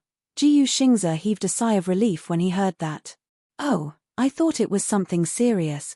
His manager, Qin Ju, who was eavesdropping on the conversation, couldn't help but cry out in frustration. Chapter 126. Oh, my little ancestor. That secret garden necklace is the treasure of Empress. Great-grandmother, how could you lose it? This necklace had a long history. He had mustered up his courage to borrow it from the director behind the CEO's back. If the boss were to find out, he would be in deep trouble. Forget it, let her come over first. It's still early. It's not too late to pick out another gown from Empress. Qin Ju made a decision at the side. Ji Yuxing's car was parked at the entrance of Ping'an district. The extended, luxurious Bentley attracted the attention of the neighbors in the neighborhood. In a slum like this, these commoners had never seen such a luxurious car before. For a moment, they crowded around the car and pointed at it with envy in their eyes. Yoon Shusha hurriedly got into the car and drove off. The neighbors couldn't help but start whispering to each other as they looked at the back of the car. Hey, isn't that the child from the Yoon family? Oh, she's called Yoon Shusha. I heard that. She's Yoon Yeching's illegitimate daughter. Illegitimate daughter? Why did I hear that she's the child of Yoon Yeching and his ex-wife? Who knows if she's Yoon Yeching's biological daughter? How does she resemble Yoon Yeching? Sigh, that old Yoon has been cuckolded for who knows how many years. He's even raising a bastard child for someone else. The Bentley sped all the way to the busiest shopping mall in the capital. Empress was a luxury fashion brand favored by the capital's wealthy socialites and movie queens. The interior of the store was luxuriously decorated. From the top-notch handmade gowns from Milan Fashion Week to a series of luxury brands from Italy, Empress was the capital's most eye-catching fashion icon. Therefore, not just anyone could step into this place. Even a third-rate celebrity could not cross such a high threshold. Therefore, when Qin Ju solemnly handed Yoon Shusha over to the image director, Alan, this woman who had always served the celebrities and socialites, had a dazed look on her face. Manager Qin, what's going on? Alan, this is Xingza's female companion. Qin Ju smiled, the meaning in his eyes self-evident. With Qin Ju's explanation, Alan naturally understood. However, she was very puzzled. With Jiyu Xingza's status, why would he let such an unknown girl be his female companion? As the chief image director, she often went in and out of the upper class. At this level, she knew the background of all the noble ladies in the capital. However, she was a little confused as to the name of this little girl. No matter what, since she was Jiyu Xingza's female companion, she naturally had to put in some effort. Okay. Leave it to me. As Alan spoke, he turned to look at Yoon Shusha gently and said with a smile, Miss Yoon, please follow me. Qin Ju suddenly saw a closed VIP room and looked around curiously. Hey, Alan, do you have any guests? As soon as he finished speaking, he saw the door of the VIP room open from the inside. A man in a neat suit walked out of the room. Jiyu Xingza heard the commotion and subconsciously turned his head to take a look, but his body suddenly froze at that moment. It's her. In the next moment, Jiyu Xingza's handsome face froze. Chapter 127. Mr. Xiao. Why are you here? Qin Ju looked a little surprised. Xiao Dong turned his head and nodded at Qin Ju with a fake smile. Then, a beautiful and luxurious figure walked out of the room. At that moment, the huge dressing room seemed to have become luxurious and magnificent. Han Yuyan was wearing a gorgeous long gown. Her makeup was exquisite and delicate. Her eyes were bright and beautiful. It was as if they could steal people's souls. Yoon Shusha swept her gaze over as well, and her breath caught in her throat. So beautiful, she didn't pay much attention to the entertainment industry, so she didn't recognize the beautiful woman in front of her. She was one of the 4 most popular actresses, Han Yuyan. Han Yuyan was currently the most popular actress in the Star Altar. She was a valuable A-list actress. When she was 16, she debuted with the youth movie Bamboo Dragonfly. She was called a pure and innocent girl right after her debut. She was sought after by millions of fans and became famous in the film industry. Bamboo Dragonfly was director Lin Fengtian's first film. With this film, Lin Fengtian won the Best Director award at the 100 Flowers Film Festival and the Golden Badge Awards. At that time, the male lead, Jiyu Xingza, was called the National School Hunk because of this film. Han Yuyan was called the National First Love and became the goddess in the hearts of many young men. Since then, Lin Fengtian had also made many newcomers famous. His fame was at its peak. The female lead in his movie was known as Lady Feng. However, no matter how many actresses he made famous, they could not be compared to Han Yuyan's fame. Han Yuyan's position in the domestic film industry was unparalleled. No one could compete with her. At that time, Jiyu Xingza and Han Yuyan were called the most compatible couple on the screen. They worked together in a few TV dramas and movies. There was even a rumor that the two fell in love with each other and started dating secretly. However, not long after, Han Yuyan quickly became one of the 4 young masters of the capital. She fell in love with the young master of the Shao Financial Group. There were rumors in the circle that Han Yuyan came from a poor family and was extremely vain. She was not as pure as she appeared to be. Rumor had it that when Jiyu Xingza was going through the pain of losing his mother, Han Yuyan had been by his side the whole time. She had even turned down many movie offers and stayed by Jiyu Xingza's side. Rumor had it that Han Yuyan had indeed dated Jiyu Xingza for a period of time. However, she had only taken a fancy to Jiyu Xingza's resources and background. Their relationship had ended without any results. There were also rumors that Han Yuyan was deeply in love with Jiyu Xingza, while Jiyu Xingza only treated Han Yuyan as his younger sister. It was only after Han Yuyan had climbed up the ladder that the two of them parted ways. Alan quickly walked over to Han Yuyan and praised her with a smile. Miss Han, you look beautiful in that outfit. You will definitely be the center of attention at tonight's banquet. Han Yuyan was elated when she heard that. However, she pretended to be reserved. She smiled sweetly at Xiao Dong in the mirror and asked, Xiao Dong, what do you think of my outfit? She had just finished her sentence when she didn't hear a reply for a long time. Han Yuyan was slightly annoyed. She immediately looked at Xiao Dong with a reproachful expression. However, she saw that he was staring at Yun Shusha's back as she walked into the fitting room. When their eyes met just now, he inexplicably felt that this girl was surprisingly familiar. Chapter 128. Xiao Dong, what are you looking at? Han Yuyan called out to him unhappily. Nothing. Xiao Dong quickly turned around and looked at her. She was dressed splendidly, but there was no real surprise in his eyes. Yuyan, you look beautiful in this dress. Han Yuyan did not notice the strangeness in his words.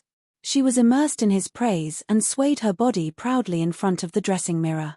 Qin Ju looked coldly at the pair of despicable people and snorted at Jiyu Xingze. HMPH. His late wife's body is still warm, and he has already changed a few new lovers. It's not that I want to say this, but the young masters of rich families are really pushovers. I'm afraid Meng Xiaolan won't be able to rest in peace. Xiao Dong was originally married, and Han Yuyan was the third party. Their extramarital relationship had been very low-key. Not long ago, Xiao Dong's wife passed away in a car accident, and Han Yuyan finally succeeded.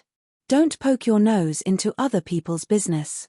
Jiyu Xingze was looking at a gown when his eyes suddenly fixed on a gorgeous red gown. This gown was designed by the internationally renowned designer, Helen Swift. It was elegant red, with a light shoulder gauze and soft silk. It was exquisite, and the curves were perfect. The fluffy hem of the gown extended from the waist down. Beautiful, so beautiful. Jiyu Xingze had always had high standards for beauty, and his taste in fashion was not bad. This one, Jiyu Xingze ordered briefly. Alan immediately walked over and took a look, but shook his head tactfully. Xingze, this gown is the treasure of our store. Was he sure he wanted to give this gown to that unknown girl? Wouldn't that be a waste? Moreover, the designer of this gown had said that not all Asian women could do it. She saw that the girl's body was a little thin, and she might not be suitable. Moreover, even if she was suitable, if other socialites saw it, they would definitely make a fuss. After all, this gown had never been worn by anyone before. Many socialites and actresses had wanted it, but none had succeeded. Han Yuyan was also attracted by their conversation. She looked over and blushed slightly when she saw Jiyu Xingze. No female celebrity in the industry could resist Jiyu Xingze's charm. It was the same even for Han Yuyan, who was the A-list heavenly queen. She had once loved him deeply, but he was heartless. She had been deeply in love with him for 4 whole years. She elegantly lifted the hem of her dress and walked over. Seeing his deep gaze on the gown, she reminded him softly, Xingze, just now, I also took a fancy to this gown. But the director said that this piece of clothing is the treasure of Empress. It's priceless. Even I was rejected. In other words, which woman was qualified to wear the clothes that even she couldn't wear? Jiyu Xingze acted as if he didn't see her. He said to Alan, this one. Unlock it. Han Yuyan was annoyed that she had been completely ignored.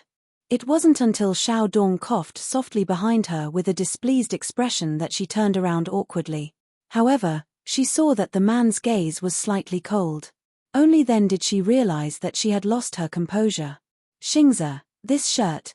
Jiyu Xingze didn't listen to her explanation. When a piece of clothing is designed, it has to be complemented by a beautiful person. Alan, don't you believe in my taste? Alan naturally couldn't refuse. He quickly asked his assistant to unlock the display window and ordered someone to take out the gown and send it to Yun Shusha's fitting room. Chapter 129. Qin Ju's heart was filled with anticipation.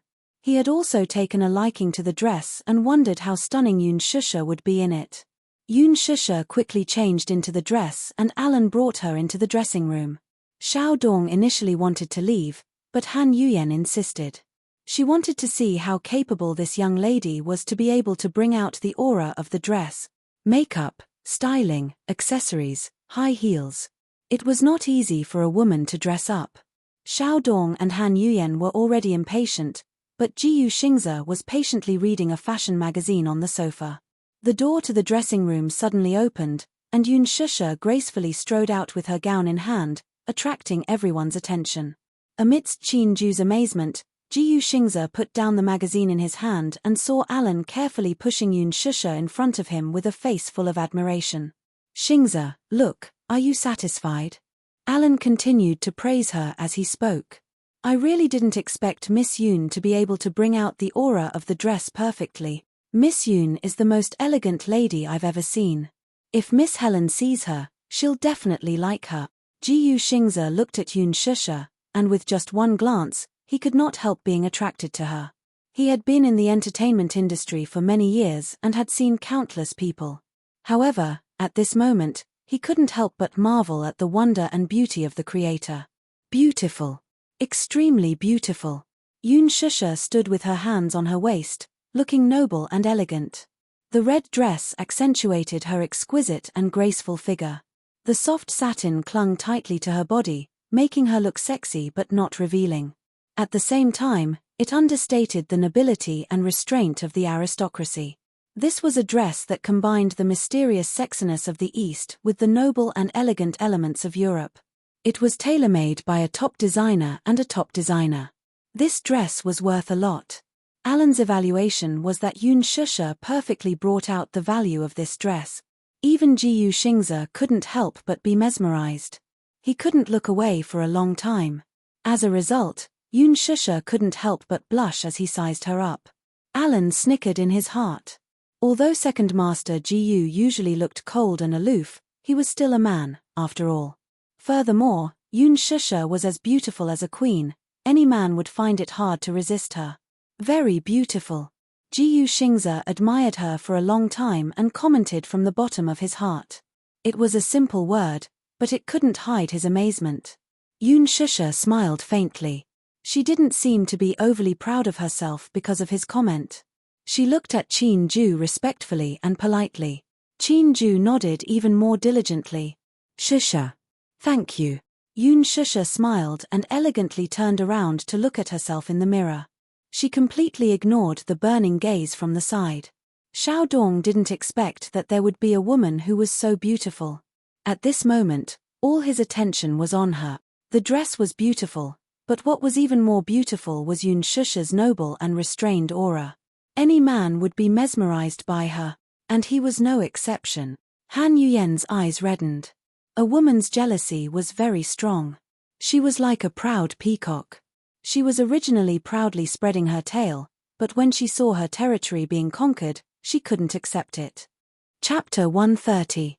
She was originally the center of attention, but now, no one in the hall was looking at her. She was like a doll that had lost its love and was mercilessly thrown aside. Han Yuyen tugged at Xiao Dong's sleeve, feeling wronged. Darling, I also want this dress, she muttered softly. Buy it, I want to wear it to the gala today. If I wear this dress, I'll definitely be prettier than this girl from God knows where. For a long time, the man did not respond. Han Yuyen raised her head in dissatisfaction and saw that Xiao Dong was also staring at Yun Shusha. His eyes were filled with amazement, admiration, and some unknown emotions. She looked even angrier and her tone became unhappy. Xiao Dong. Yes. He came back to his senses and lowered his head to look at her. Han Yuyen did not say anything else this time and only stared coldly at the dress. Buy it. Xiao Dong hesitated for a moment. In his heart, he had already decided that no one other than this beautiful girl in front of him could wear this dress. However, looking at Han Yuyen's weak and aggrieved expression, he took a deep breath and walked forward. Director, how much is this dress? I want it. Alan looked a little embarrassed and did not know how to answer for a moment. Jiyu Xingze had spoken first, so she could not afford to offend him. After all, Miss Yun was indeed stunning in this dress. If she rejected Xiao Dong, then she could not afford to offend him. Jiyu Xingze only stared at Yun Shusha's back and did not even look at him as he sneered.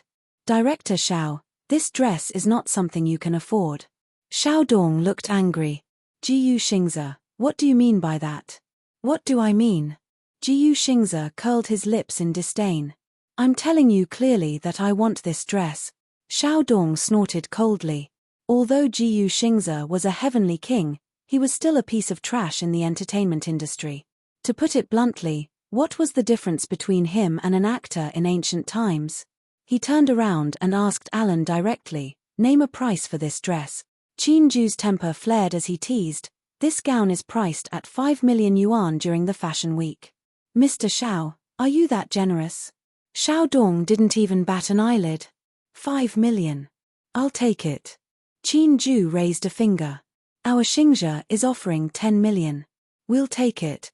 He was furious and blurted out, "I'll pay 20 million. As expected of Chairman Xiao. Generous, so generous. Qin Ju smirked. But Xingzhe has taken a liking to this gown. It won't be a problem for him to fork out 30 million yuan. 50 million. Xiao Dong slammed the table. Qin Ju was speechless. Han Yuyen, who was standing at the side, saw the surprise on everyone's face and laughed secretly. The man she had hooked up with was the future owner of the Xiao enterprise. He was rich and powerful. Even though Jiyu Xingzhe had been in the entertainment industry for 10 years, he was still just a celebrity. How could he compare with Xiao Dong? Alan's face was also a little embarrassed. He only said faintly, "I'm very sorry, Mr. Xiao. Since young Master Jiyu has taken a fancy to this gown, he definitely won't let anyone else have it." Master Jiyu? What did that mean? Why? He's just a small celebrity. Qin Ju frowned slightly and retorted mercilessly, "Mr. Xiao, please be more respectful with your word. Our Xingzhe isn't someone a small business supported by a woman can afford to offend. The Xiao enterprise wasn't as powerful as it was now. Xiao Dong was a man of striking appearance. Under his father's arrangement, he married the daughter of the wealthy Meng family. With the support of the Meng family, the Xiao enterprise was established today. Xiao Dong was furious. How dare a small manager look down on him and insult a company with hundreds of millions of assets as a small business? Then, he suddenly realized something. Young Master Jiyu? Why did Alan address Jiyu Xingzhe as Young Master Jiyu? Chapter 131. Did he mean that he was a nouveau riche and Jiyu Xingzhe was a real aristocrat? Qin Ju was Huanyu Entertainment's ace manager. His ability to spout nonsense was top-notch.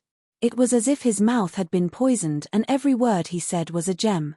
Jiyu Xingzhe was still a pure young man when he was with him.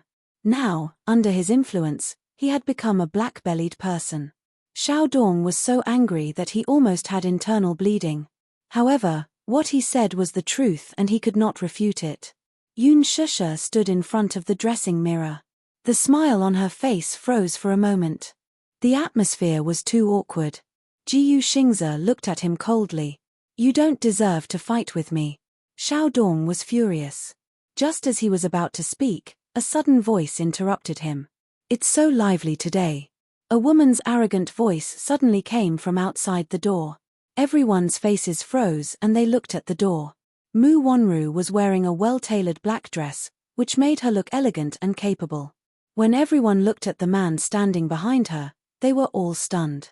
The man stood behind her. He was wearing a tailored suit. His hands were in his pockets. His tall and slender figure was domineering. He looked like an elite of the empire. He looked very young. To others, he looked to be around 25 years old. However, he had a mature temperament. This kind of maturity was not a simple appearance. It was a steadiness that came from the inside out. He looked like a king who could pass judgment on the world. He was calm and unruffled. Especially that pair of deep and charming eyes that were hidden under the light. Paired with that angular face, just a glance was enough to make one's soul tremble. Such a man stood under the magnificent wall lamp. He was arrogant and oppressive. Even Jiyu Xingzhe's aura was suppressed by him. Everyone had different expressions. Especially Yun Shusha. Her face, which was originally exquisitely made up, turned pale. She looked gloomy as she hid behind Jiyu Xingzhe. The man saw her immediately. A strange look flashed across his eyes. However, it quickly disappeared. Beside him was a boy in a small suit. His hair was neatly combed, but his handsome face was cold and unruly. It was him. Xiao Chen. Yun Shusha's gaze fell on the child without blinking, and her lips began to tremble. She bit down hard on her lips and suddenly met Xiao Chen's gaze. In a moment of confusion, she turned her face away from him. Xiao Ichen felt increasingly strange.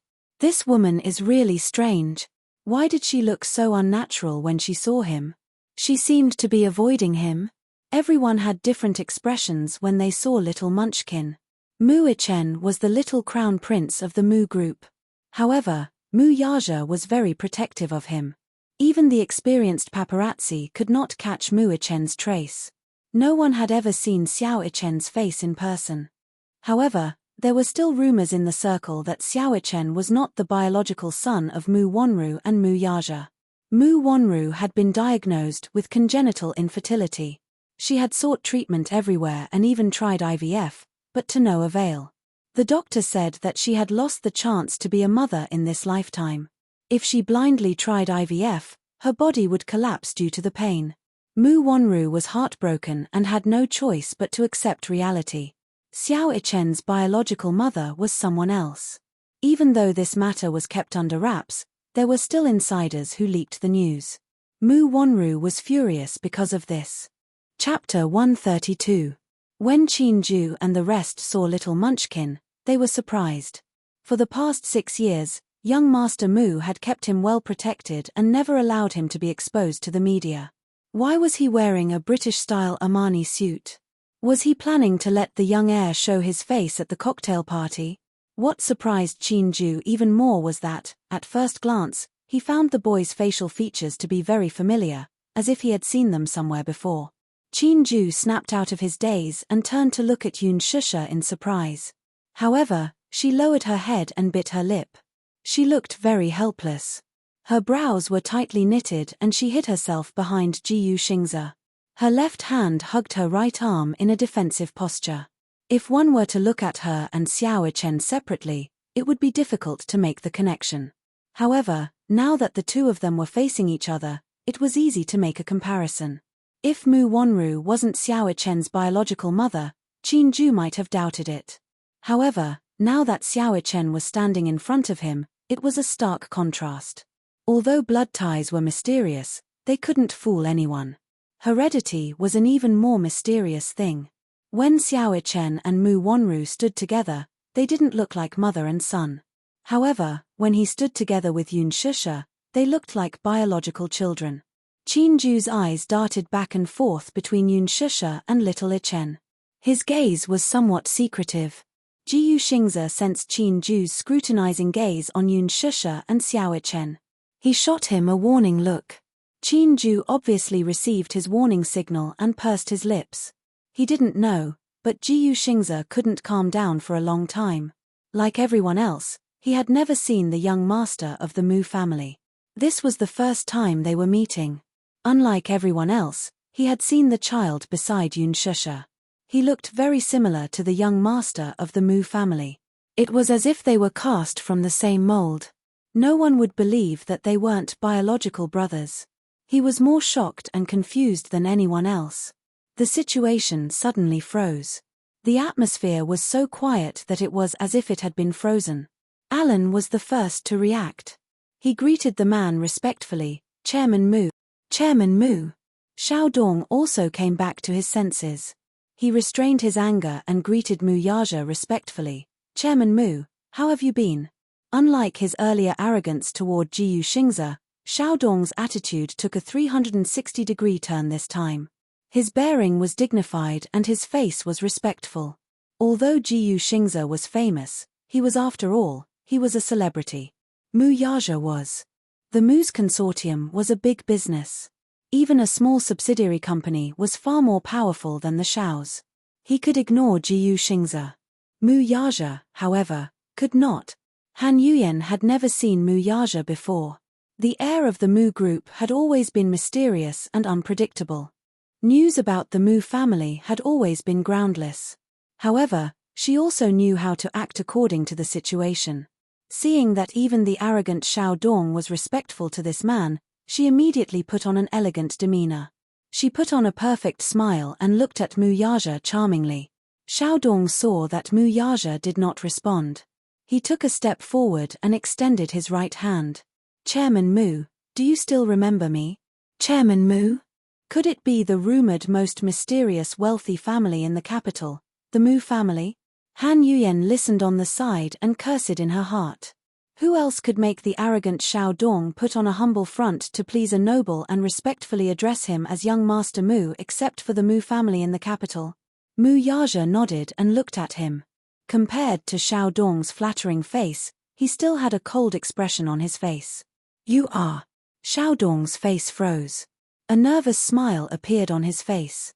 Chairman Mu, have you forgotten? We met during the acquisition of Meng's enterprise. I've forgotten. Mu Yaja clearly did not have the patience to listen to his explanation as he brushed past him. Xiao Dong did not have time to withdraw his hand and Han Yuyan was still smiling elegantly. The scene was extremely awkward. Qin Ju could not help but snort. He muttered, "You think too highly of yourself. You're just a nouveau riche. How dare you try to climb up the social ladder of a wealthy family?" His voice was very low, as if he was talking to himself, but he deliberately said it for Xiao Dong to hear. Xiao Dong's face turned green, and Han Yuan's face was not any better. She was so embarrassed that her face turned red. Xiao Dong had put on an extremely respectful attitude, but he had been completely ignored. Xiao Dong was also very angry. What an arrogant man. Mu Yaja walked to Jiyu Xingze. There was a flaw in his cold expression. Two men. One was mature and arrogant. The other was gentle. One was extremely handsome. The other was elegant and handsome. However, Mu Yaja was taller than Jiyu Xingze. Therefore, it was inevitable that he looked down on him. In comparison, Jiyu Xingze's aura was slightly weaker. Mu Yaja's lips curled into a contemptuous and arrogant smile. The nonchalant smile on his face did not reach his eyes. So beautiful. He turned to look at Yun Shisha, who was behind Jiyu Xingze. She was dressed to the nines. His eyes were filled with surprise. He had seen this woman before. Her beauty was like a lotus flower in clear water. Her temperament was elegant and otherworldly. However, now, she looked noble and elegant in the gorgeous gown. The red and coquettish gown accentuated her graceful figure. The long gown was like a blooming rose. It was sexy and charming. At this moment, she looked like a beautiful aristocrat. Mu Yaja's lips curled into a smile as he added, "This gown." Whether a gown was beautiful or not depended on the person wearing it. However, Yun Shisha was a little afraid of this powerful man. She could not help but take a few steps back toward Jiyu Xingze. Her small, jade-like hand could not help but grip the corner of Jiyu Xingze's shirt. Mu Yaja noticed this small movement. This proud and arrogant man was slightly displeased at this moment. Xiao Chen stood aside and blinked. He felt that this woman was a little strange. She looked so timid. Just like a little deer. However, Xiao Chen felt that this woman was really beautiful from the bottom of his heart. She was dressed in a luxurious red gown. It was especially elegant and noble. She was beautiful, but at the same time, she gave him a strange feeling. He felt like he had seen this woman somewhere before. Faintly, some fragmented dreams appeared in his mind. He could not remember them at the moment, but he felt that this woman was so familiar.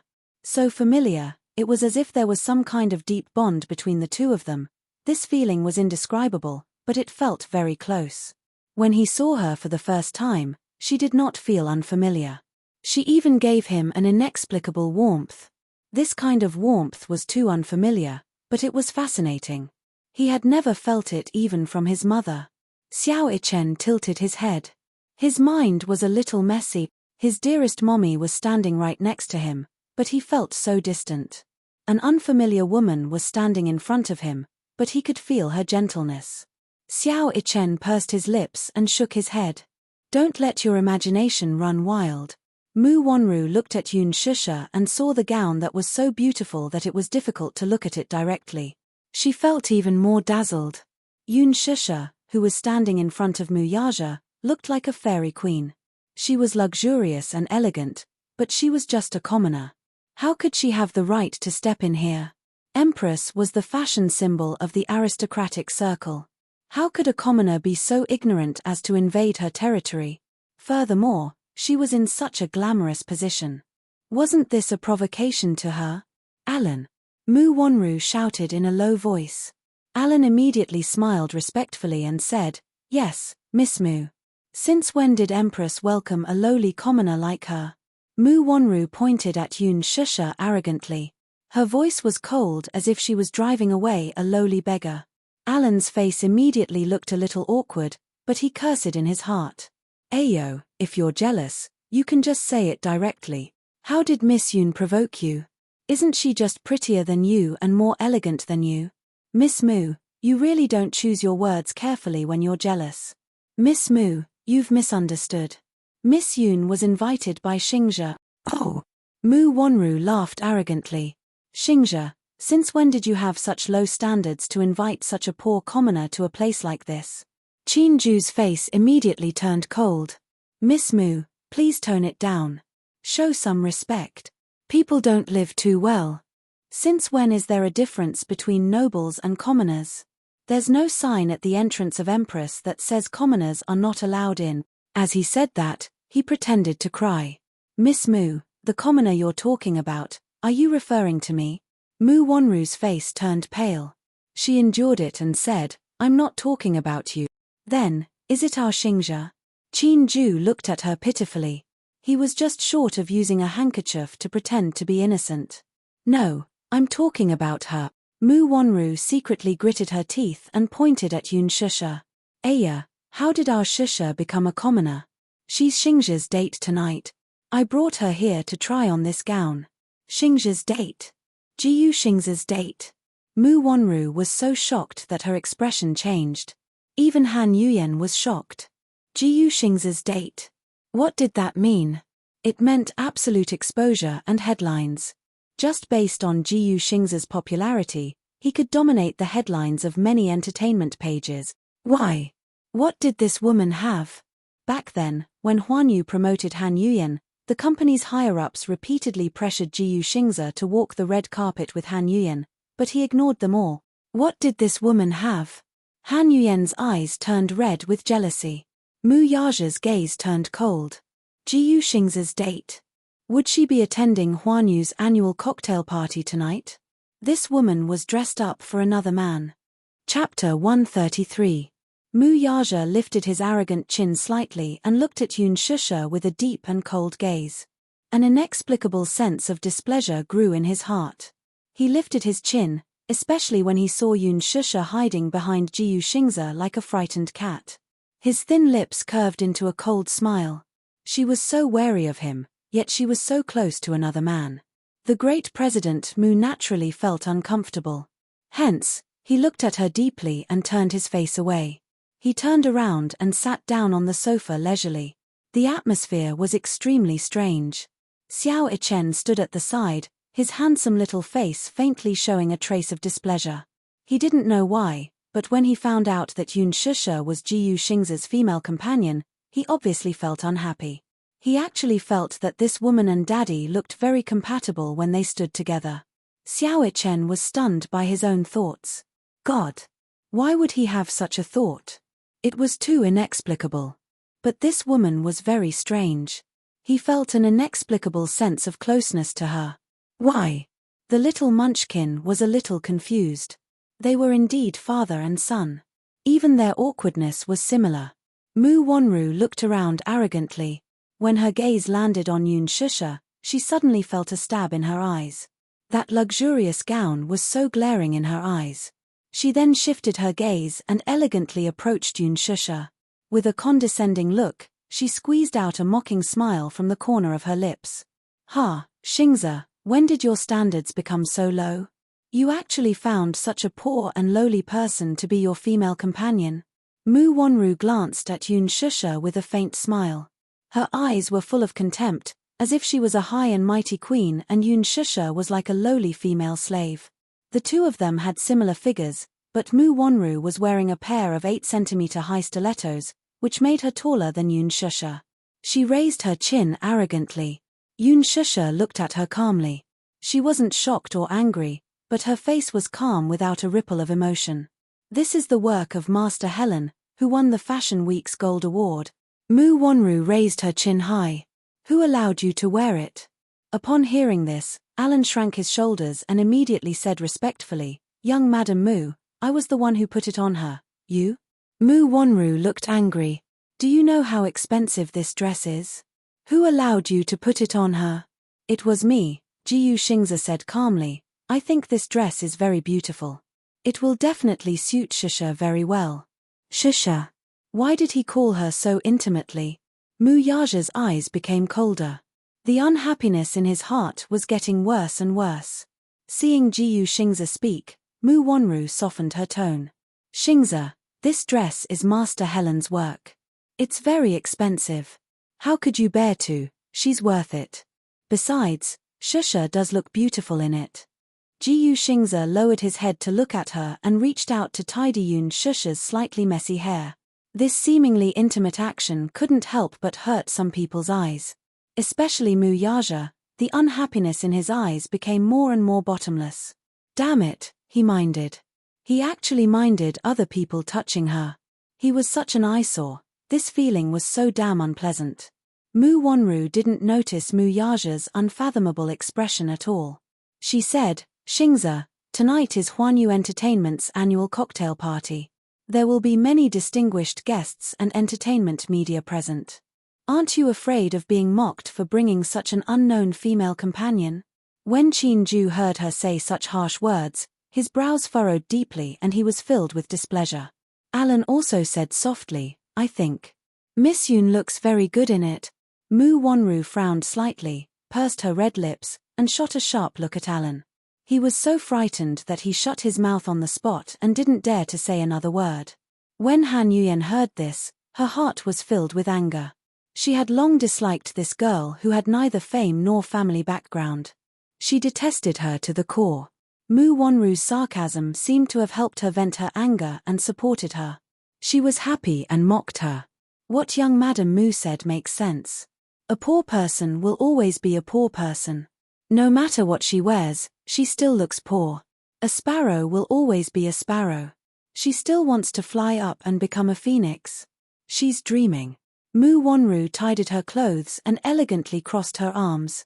Han Yuyen's young Madam Mu was very pleasing to her ears. Han Yuyen's mouth was as sweet as honey. As long as there was a chance for her to climb up the social ladder, she would never let it go. As she spoke, she held Xiaodong's arm and sneered, her eyes full of disdain. "I say, don't embarrass yourself here. Go back to your slum." Qin Ju raised his eyebrows and sneered. "You said that our Shusha is poor. Heavenly Queen Han, are you from a noble family?" Han Yuyen was speechless.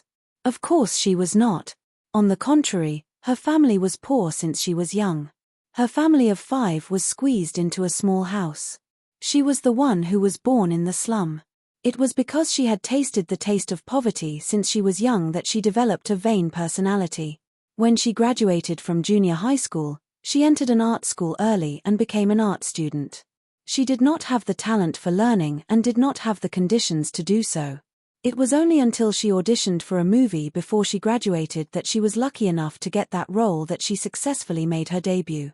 In order to make her debut, she did not hesitate to use any means and suffered some hardships. Now that she was famous, the hardships were over. However, there were still many media outlets that made irresponsible remarks about her being uncultured. This had always been her sore spot. Qin Ju saw her embarrassed expression and sneered. "Our Shusha is still a university student. No matter what, she's still a top student. Moreover, our Shusha is also highly regarded by Director Lin." "Director Lin?" Han Yuyen's expression changed. "Director Lin? Which Director Lin? Aya, you're really forgetful. You don't even remember the teacher who made you famous?" Qin Ju said indifferently. "Lin Fengtian. How could she forget? He was one of the most talented directors in the Chinese film industry. The 2 movies he directed had been the box office champion for 3 years in a row. Wasn't he preparing to film a movie based on a famous youth novel? Could it be that she was the female lead?" Mu Wonru's eyes were filled with surprise. On the sofa, Mu Yaja's handsome face also showed a hint of surprise. Han Yuyen suddenly sneered. "How is that possible? Why would Director Lin choose her as the female lead? What right does she have? She was able to get the role of the female lead in Bamboo Dragonfly because she hooked up with the biggest investor of the movie. Because of this, Lin Fengtian was very dissatisfied with her and did not treat her well. What right did Yun Shusha have? Could it be that she also used the unspoken rules? What right does she have? When Jiyu Xingze heard this, he smiled. As if there was no one around, he stretched out his arm and pulled Yun Shusha to his side. His gaze was full of tenderness as he looked at her. Although some people come from ordinary backgrounds, their aura is elegant and refined. Although Yun Shusha is not famous, she is the most beautiful girl I have ever seen. Mu Wanru looked at Jiyu Xingze and suddenly understood. Jiyu Xingze wanted to use his popularity to get more media exposure for Yun Shusha. He wanted to pave the way for her. It was obvious that Jiyu Xingze was very satisfied with this female lead that Lin Fengtian had chosen. Otherwise, given Jiyu Xingze's proud and aloof character, he would not have used his high popularity to promote her. This Yun Shusha, what did she do? Why was she always favored by the heavens? I don't care who chose her. She is not welcome here. Mu Wanru's eyes were full of viciousness. Her voice was distorted because of jealousy. Take it off and get out. When Yun Shusha heard this, her face showed a trace of embarrassment. How could this woman humiliate her like this? It was too much. She smiled and asked, "Why should I? Would she take it off just because she asked her to?" She, Yun Shusha, was not someone who would be bullied. Mu Wanru laughed arrogantly, as if she had heard the funniest joke in the world. "You are asking me why?" When Alan heard this, he couldn't help but remind her, "Miss Yun, I am very sorry. Empress is a business that the Mu Corporation has invested in." Yun Shusha's eyes widened in shock. No wonder Mu Wanru was so arrogant. She was the female owner of Empress. Jiyu Xingze smiled and said, "I will buy this gown." Mu Wanru sneered. "Not for sale." 100 million, Jiyu Xingze said without batting an eyelid. As soon as he finished speaking, even Qin Ju, who was standing beside him, was shocked. Oh my God! Xingze! Was he crazy? 100 million, what kind of concept was that? Even if he liked Shusha very much, it was only 100 million for a gown. Was it worth it? Yun Shusha was deeply touched. She knew in her heart that this gown was not worth 100 million. Jiyu Xingze was only protecting her. If she really took off the gown and was chased out, that would be the greatest humiliation to her. And Jiyu Xingze was only using 100 million to protect her dignity. Was it worth it? Jiyu Xingze. Why was he so gentle with her? So careful and protective? Xingze, are you crazy? Han Yuyan could not stand it anymore and said, "This gown is not worth 100 million. I like it," he said calmly and concisely. He did not care about Han Yuyan's unwillingness at all. 100 million, I will buy it. Jiyu Xingze looked at Mu Wanru calmly and announced. "You." Mu Wanru was furious and looked at him in disbelief. Mu Yaja's cold voice sounded from the side. "Not for sale." Hearing this, everyone sucked in a breath of cold air. He was not selling it even for 100 million. Why? Qin Ju was also angry. "Chairman Mu, 100 million is a sky-high price." Mu Yaja leaned on the sofa lazily and elegantly. He was as calm as an emperor in ancient times. His domineering aura spread to every corner. Chapter 134. Mu Yaja leaned on the sofa lazily and elegantly. He was as calm as an emperor in ancient times. His domineering aura spread to every corner of the room. "Do you think I lack this 100 million? Everyone's expression froze. After a moment of shock, they understood that Mu Yaja, as the heir of the huge Disheng Financial Group, naturally had the right to decide the life and death of the group. Disheng Financial Group was not only important in the capital, but also in the entire Asian financial industry. Mu Yaja did not lack 100 million. Han Yuyan was even more shocked. She only knew that the Mu family was one of the wealthiest families in the capital, but she did not know that the Mu family was so powerful. Compared to them, Xiao Dong, who was standing beside her with a serious expression, could not even withstand a single blow. Han Yuyan bit her lip hard and started to hate herself for being so short-sighted. She could not help but feel jealous of Mu Wanru. Compared to the Mu family, the Xiao family was a joke. It was nothing. Mu Yaja's overbearing provocation stunned Jiyu Xingze and Yun Shusha. Even Qin Ju, who had always been sharp-tongued, sighed helplessly. He knew Mu Yaja too well. Obviously, he was going to challenge Jiyu Xingze to the end. Jiyu Xingze's face darkened. His eyes, which were usually as cold as water, had a trace of bone-chilling sharpness. He frowned and turned his face away. The two men stared at each other across the room. Instantly, the air was filled with tension. President Mu, this gown is in the shop, but you're not selling it. What is the meaning of this? Mu Yaja curled his lips elegantly and stood up slowly. As he moved, the air in the exhibition hall was filled with his aura. For a moment, the air became even more tense. It's my right to decide whether to sell it or not. No one else has the right to interfere. Jiyu Xingze's eyes were cold and his muscles were stiff. He was about to speak when Yun Shusha grabbed his sleeve.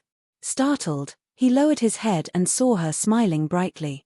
She said plainly, "Xingze, thank you for your kindness. However, I'd better take off this dress. You don't have to be afraid. This dress suits you very well. I still like the white evening gown that you and Qin Ju picked out. I like it very much." Yun Shusha shook her head and interrupted him. Han Yuyan heard this and sneered. This empress was the Mu family's business, so the ownership of this dress was naturally decided by Chairman Mu.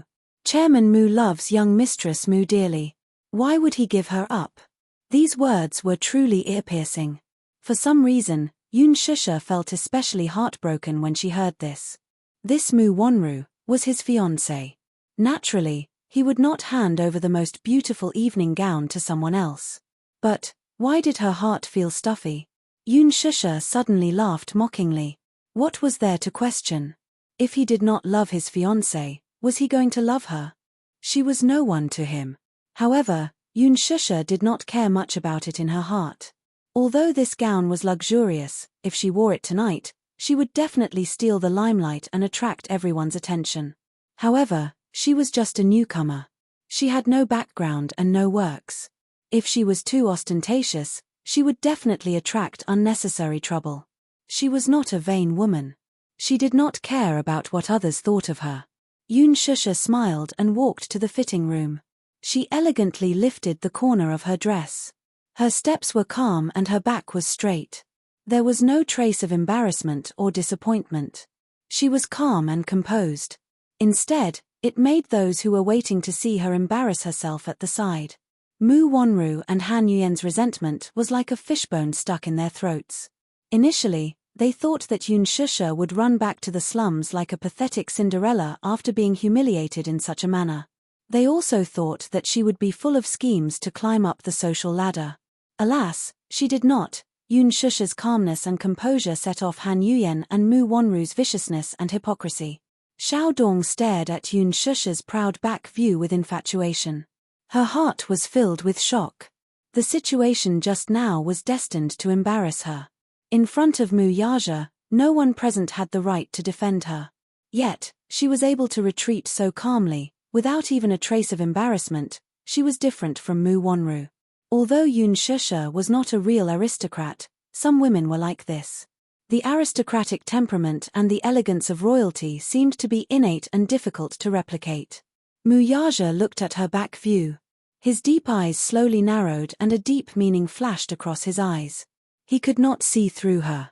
He originally thought that with his humiliation and arrogance, he would appreciate her weakness, helplessness, and panic. However, from the beginning to the end, she was so elegant that he could not see through her. He was unhappy. He was very unhappy. He felt that this woman was not as easy to control as he thought. He admitted that the reason why he humiliated her so brazenly and embarrassed her was because she was hiding behind another man despite her meek appearance. Compared to her beside Jiyu Xingze, Yun Shusha in front of him was like a fully armed cat. She stretched out her sharp claws and fangs, not allowing him to violate her. Perhaps it was because this man hid his desire to conquer very well. He was usually quiet, but in fact, his desire to control was amazing. This was his nature and instinct. The blood of an emperor flowed in his bones and he would not allow anyone to disobey him. However, he met a woman who was equally stubborn to the bone. Mu Yaja pursed his thin lips into a line and his eyes were unreadable. Seeing this, although Alan could not bear to see it, he followed closely behind. With his help, Yun Shusha changed into the evening gown that Qin Ju had his eyes on. She changed her hairstyle and matched it with simple but luxurious jewelry. Feeling guilty, Alan was especially attentive when he helped her do her makeup. After changing into a simple and elegant evening gown, the makeup naturally had to be changed as well. After changing the gorgeous makeup on her face to clear crystal makeup, Alan looked at her reflection in the mirror. What he saw was Yun Shusha's extraordinary face. Her facial features were exquisite and beautiful. Alan was a top stylist, so he did the makeup all by himself. Yun Shusha stood up and looked at Alan with a smile. She was still as perfect and flawless as ever. Alan was amazed again. A truly beautiful person was born extraordinary and did not need to rely on makeup. Even though Yun Shusha was only wearing a simple white gown, she was still radiant. When she lifted the hem of her gown and walked out of the changing room, she attracted everyone's attention once again. Jiyu Xingze was even more amazed than before. Xiao Chen, who was sitting in Mu Yaja's arms, was even more amazed. Qin Ju, who was beside them, was stunned. Han Yuyan, who was beside them, was jealous and amazed. This girl made people jealous. Her beauty and temperament were blessed by the heavens. Why was she so blessed by the heavens? Mu Wanru's expression was even more complicated.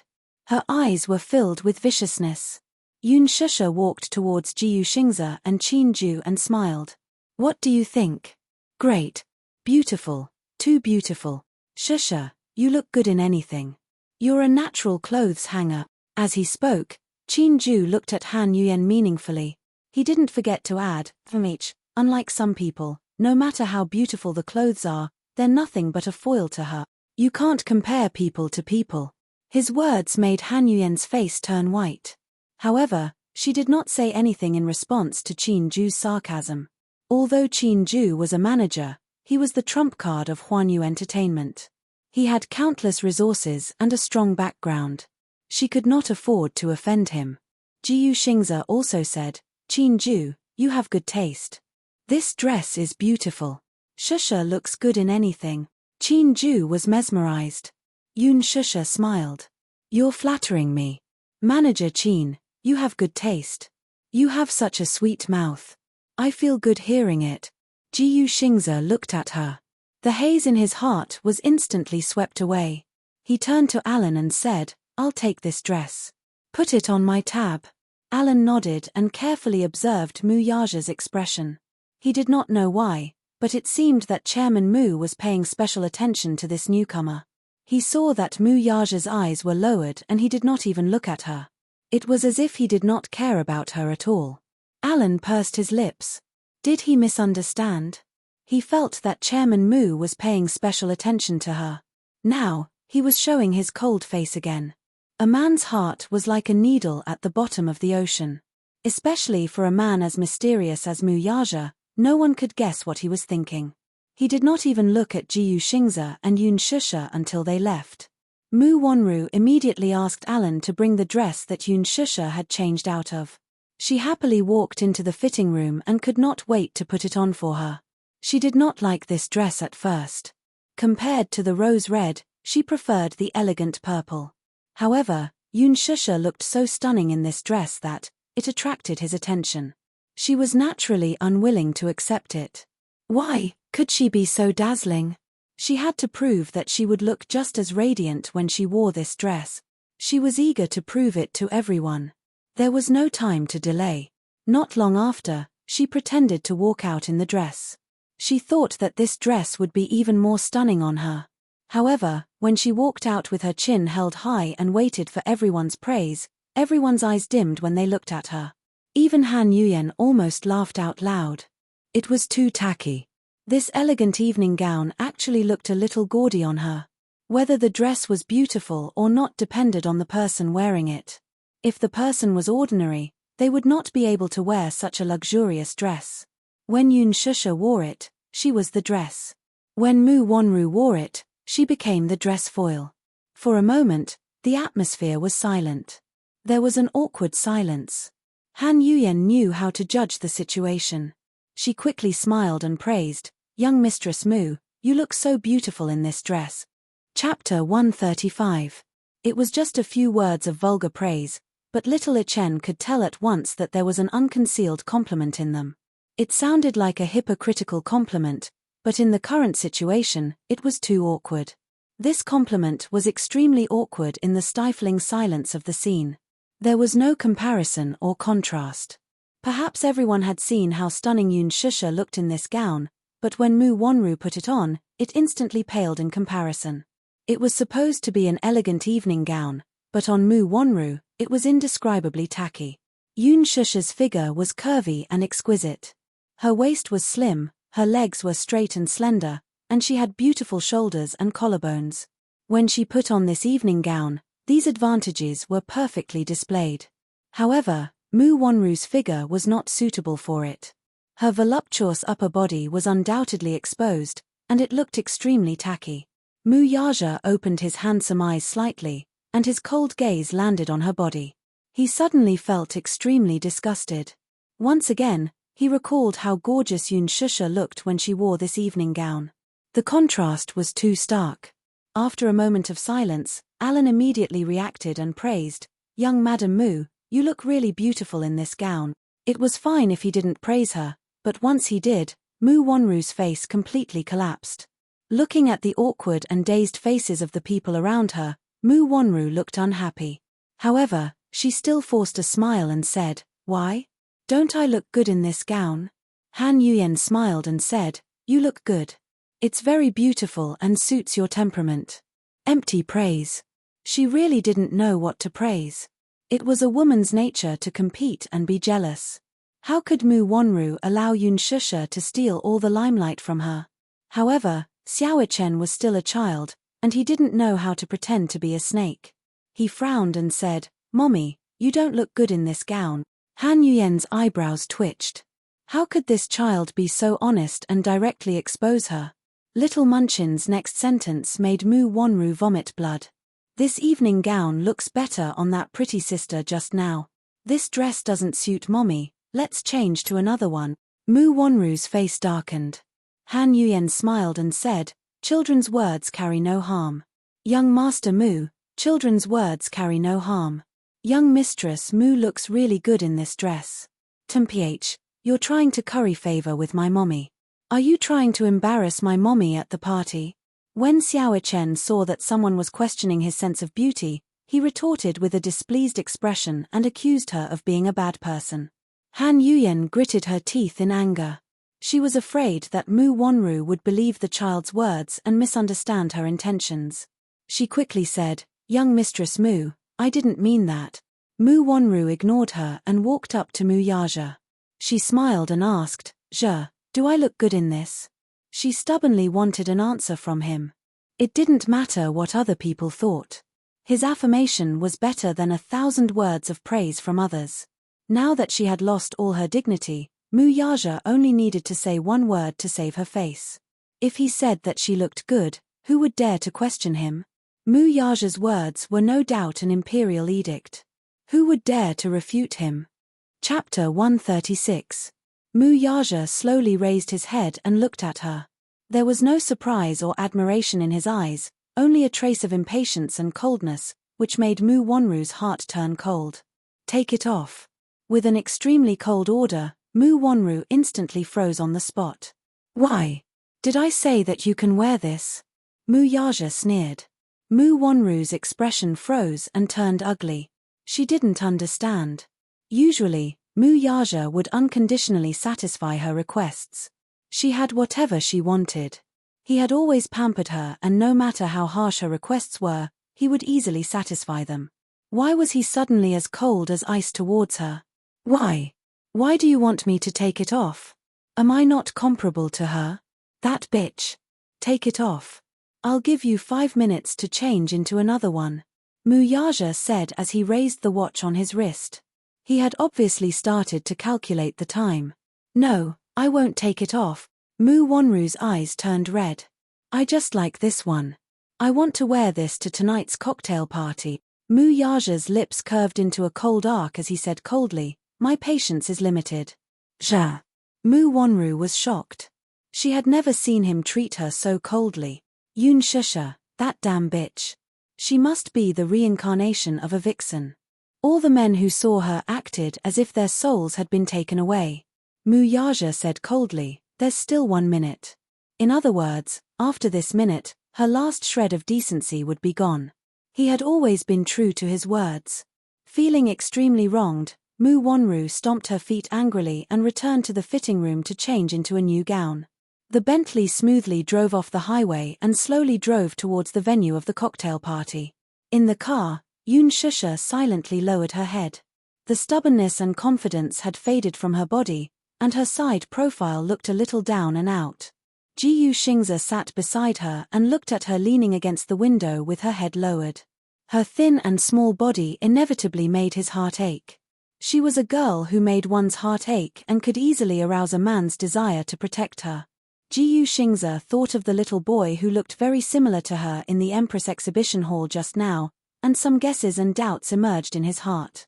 It was rumored that the young madam of the Mu family and the heir of the Mu group were engaged since birth. They were childhood sweethearts. Mu Wonru was Mu Yaja's beloved fiancé. However, this was only on the surface. In fact, Mu Yaja was a man who was apathetic to the core. He had never fallen in love with any woman. Mu Wonru was not little Ichen's biological mother. She had been diagnosed as a mother's Mu. Xiao Ichen's biological mother was someone else. Could it be her? That day, he saw the boy in her arms. Whether it was age or facial features, he was exactly the same as Xiao Ichen. Ji Yuxingze smiled slightly. He actually cared a little. However, he had no right to ask. Qin Ju also kept looking at her. He wanted to say something but hesitated. He wanted to care, but he was in no position to ask. Yoon Shusha raised her head and looked at Ji Yuxingze. She sincerely thanked him. Xingze, thank you so much just now. Thank you for protecting me. What are you thanking me for? Ji Yuxingze looked at her in amusement. That gown was really beautiful, but it's really not worth it to exchange for 100 million yuan. Not worth it. Ji Yuxingze smiled and said, it's worth it. Yoon Shusha looked at the handsome man in front of her in surprise. His lips were curved into a gentle smile, but his tone was extremely firm. Chapter 137. Shusha, you deserve the best. It was a short sentence, but it was like a spring breeze. Ji Yuxingze looked at her with a gentle smile. Yoon Shusha was flattered. Ji Yuxingze, why are you so good to me? I don't know. Ji Yuxingze smiled. You're a girl who makes my heart ache. Thank you. Yoon Shusha said sincerely. Tonight was Huanyu Entertainment's 10th anniversary party. Celebrities from film, television, and singing, as well as many well-known directors and investors, as well as international mainstream media reporters, were all present to witness this grand event. Huanyu Entertainment's predecessor was Universal Records, the country's leading gold medal record company. It had made countless popular idol singers famous, and for a time, it looked down on the domestic record industry. Later, when the record industry was in a slump, Universal Records quickly went downhill. After it was acquired by Disheng Financial Group, it was officially renamed Huanyu International Entertainment Agency. It gathered A-list big shots and 4 ace managers, continuing Universal Records' glory years ago. Unknowingly, Huanyu Entertainment had been established for 10 years. Tonight's party would be unprecedented. It was no wonder that those little models and has-been artists were racking their brains to walk the red carpet at this party. If they could seize this opportunity, they would be able to make a beautiful comeback. One must know that many well-known directors and producers were present tonight. What was more precious was that even Disheng Financial Group's CEO would be present. Disheng's CEO. He was the crown prince of the Mu family, the capital's richest family, and the future heir of the Mu group. Mu Yaja had always been mysterious. The news about him was all groundless. The public knew very little about this noble and mysterious crown prince, and he rarely appeared in public. When the socialites and aristocratic daughters in the circle learned about this, they all dressed up meticulously in order to leave a deep impression in front of this honorable CEO and win some attention. So what if he had a fiancée? Wealthy families like the Mu family were divided into the first, second, and third wives. Mu Yaja had 3 wives back then. Mu Yaja's father was the first wife's son, and he was doted on by Grandpa Mu. Therefore, there are also a lot of high-class nobles in this banquet, in order to be able to see the Mu family's young master's elegant demeanor. Even if they can't attract Mu Yaja's attention, if they can climb up the ranks of the Mu family's side branch, it can be considered as climbing up the social ladder. Therefore, as soon as the reporters arrived, they were stunned by the dazzling jewels in the hall. It was too extravagant. It was simply corrupt. In the entire capital, only the Mu family has such influence. In order to participate in this event, Yoon Na deliberately gritted her teeth and spent a fortune to rent a luxurious Bentley for 2,000 yuan. The Bentley drove into the venue and stopped at the entrance. Yoon Na immediately tidied up her outfit, especially the beautiful jewelry around her neck. She adjusted it to the best angle to ensure that the media could capture it from the first angle. For the sake of gaining exposure, Yoon Na could be said to have taken great pains and strived for perfection in everything, and it was all for the sake of attending the grand event in a grand manner. Humph, Yoon Shusha, you don't deserve to attend this kind of cocktail party. You should just stay at home with that bastard child of some unknown man and watch her on the TV. Yoon Na cursed viciously in her heart. The chauffeur opened the car door, and Yoon Na immediately revealed a flawless smile. She proudly raised her chin, straightened her back, and gently tucked her hair behind her shoulders before gracefully stepping onto the red carpet. Her appearance attracted the attention of many female celebrities. Chapter 138. Van Cleef & Arpels was the most expensive jewelry brand. Among them, the Secret Garden series was the most favored by celebrities. The Vicomte from the Secret Garden series was one of a kind in the world. The moment Yoon Na walked on the red carpet, she immediately attracted everyone's attention. When the media saw her, they all raised their cameras and took pictures of her. The other female celebrities couldn't help but talk among themselves. Their eyes were fixed on her. Who was this newcomer? The gown she's wearing is Armani's new spring collection. Oh my god, look at the necklace on her neck. It's from the Secret Garden series. I heard that the gems on it are worth tens of millions. It can't be a fake, right? This Vicomte is out of print. It's only sold in limited quantities worldwide. Ordinary people can't buy it. It must be a fake. This Vicomte can't be bought even if you have the money. I don't know where this unknown newcomer came from. She's even wearing a fake jewelry. I heard that there was a sugar daddy who wanted to buy this necklace at a sky-high price. The crowd was talking about it. Yoon Na couldn't hear what the socialites were talking about. She only felt that she was the center of attention. Many pairs of envious and jealous eyes fell on her. She was very pleased with herself. Yoon Na raised her head proudly and puffed out her ample chest. She walked to the entrance but was politely stopped by the concierge at the door. Hello, madam. Please show me your invitation card. Invitation card? Did this cocktail party need an invitation card? Yoon Na was a little flustered for a moment, but she quickly calmed down and raised her chin proudly. She sneered in disdain and was so angry that she laughed. What do you mean? You're asking me for an invitation card? Are you suspecting that I came uninvited?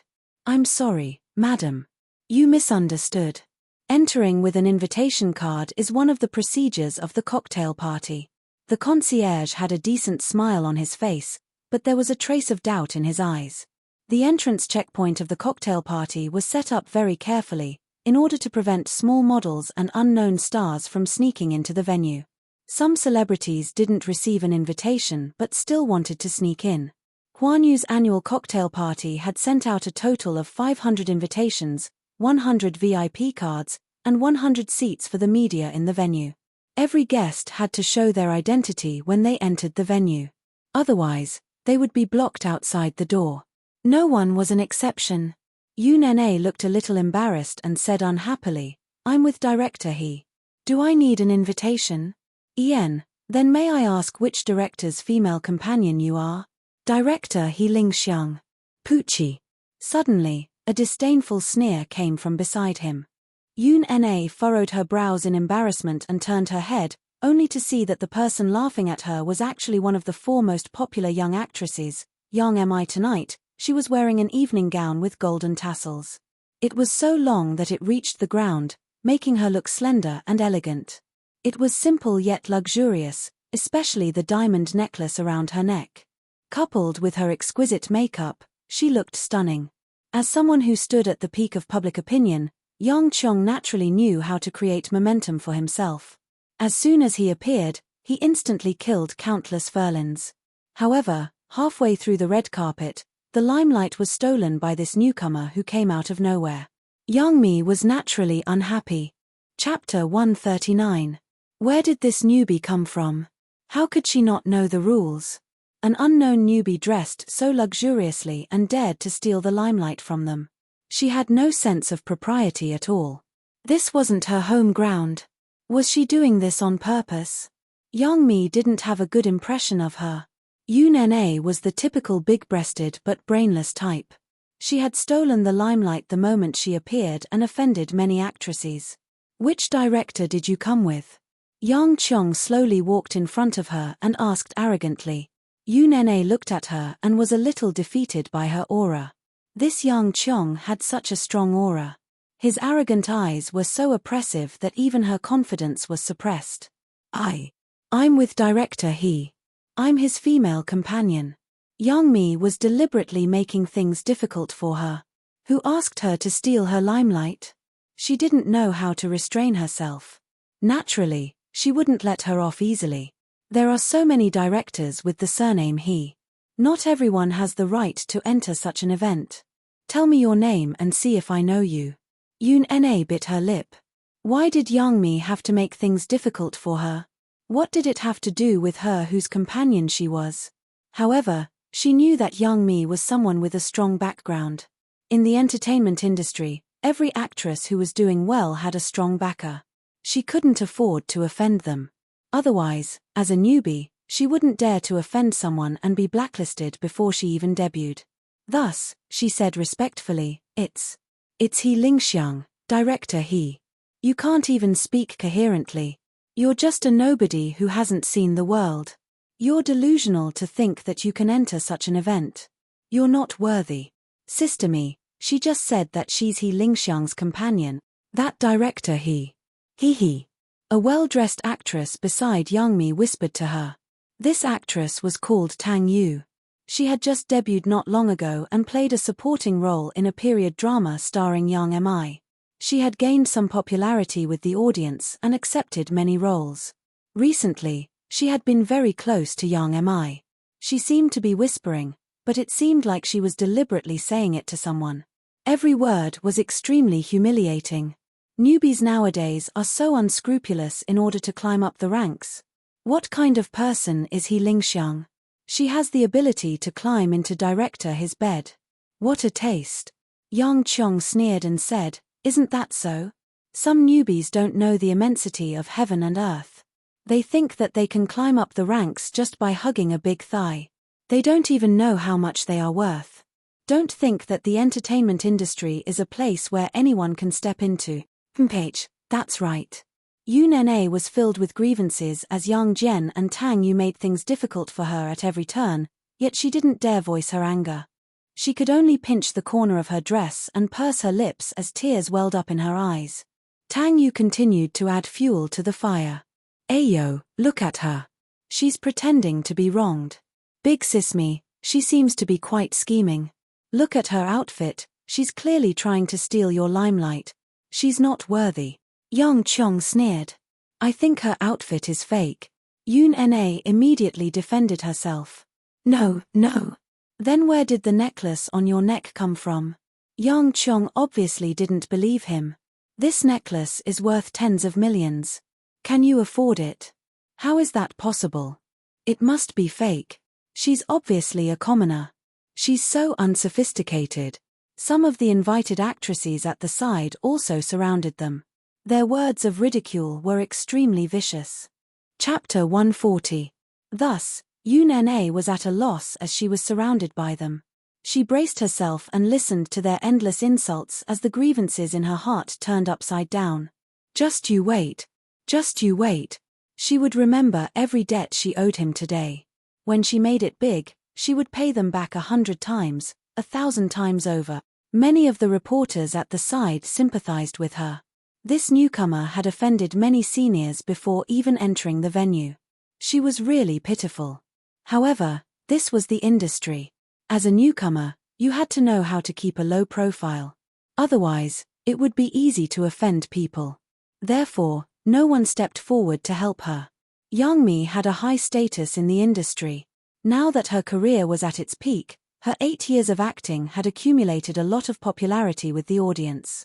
No one dared to offend her. What's going on? Why are you all blocking the entrance? A man's low and cool voice came from not far away. Everyone turned around in surprise and saw Li Joxian standing behind them. He was wearing a custom-made suit today. It was well-tailored and extraordinarily elegant. His handsome face attracted countless screams when he entered the venue. Li Joxian was a popular young actor newly signed by Huanyu Entertainment. He was elegant and handsome. Blessed with a unique appearance, he had already starred in 2 commercial blockbusters and 5 idol dramas in just 2 years after his debut. He was very productive and had a lot of resources in his hands. He was a popular idol promoted by Huanyu Entertainment. Yun looked at him, but his gaze fell on her. He saw that she was in a sorry state and felt wronged. As if she was clutching at a life-saving straw, Yun pursed her lips and looked at him pitifully. Her pair of beautiful red eyes made people fall in love with her. Li Joxian couldn't help but feel pity for her. He looked at Youngmi and said, "Sister Mi, why aren't you entering the venue?" Li Joxian and Youngmi were brothers and sisters in the same company and had a good relationship.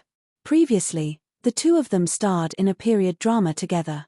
The ratings were very good and there was even a rumor that the two of them fell in love with each other.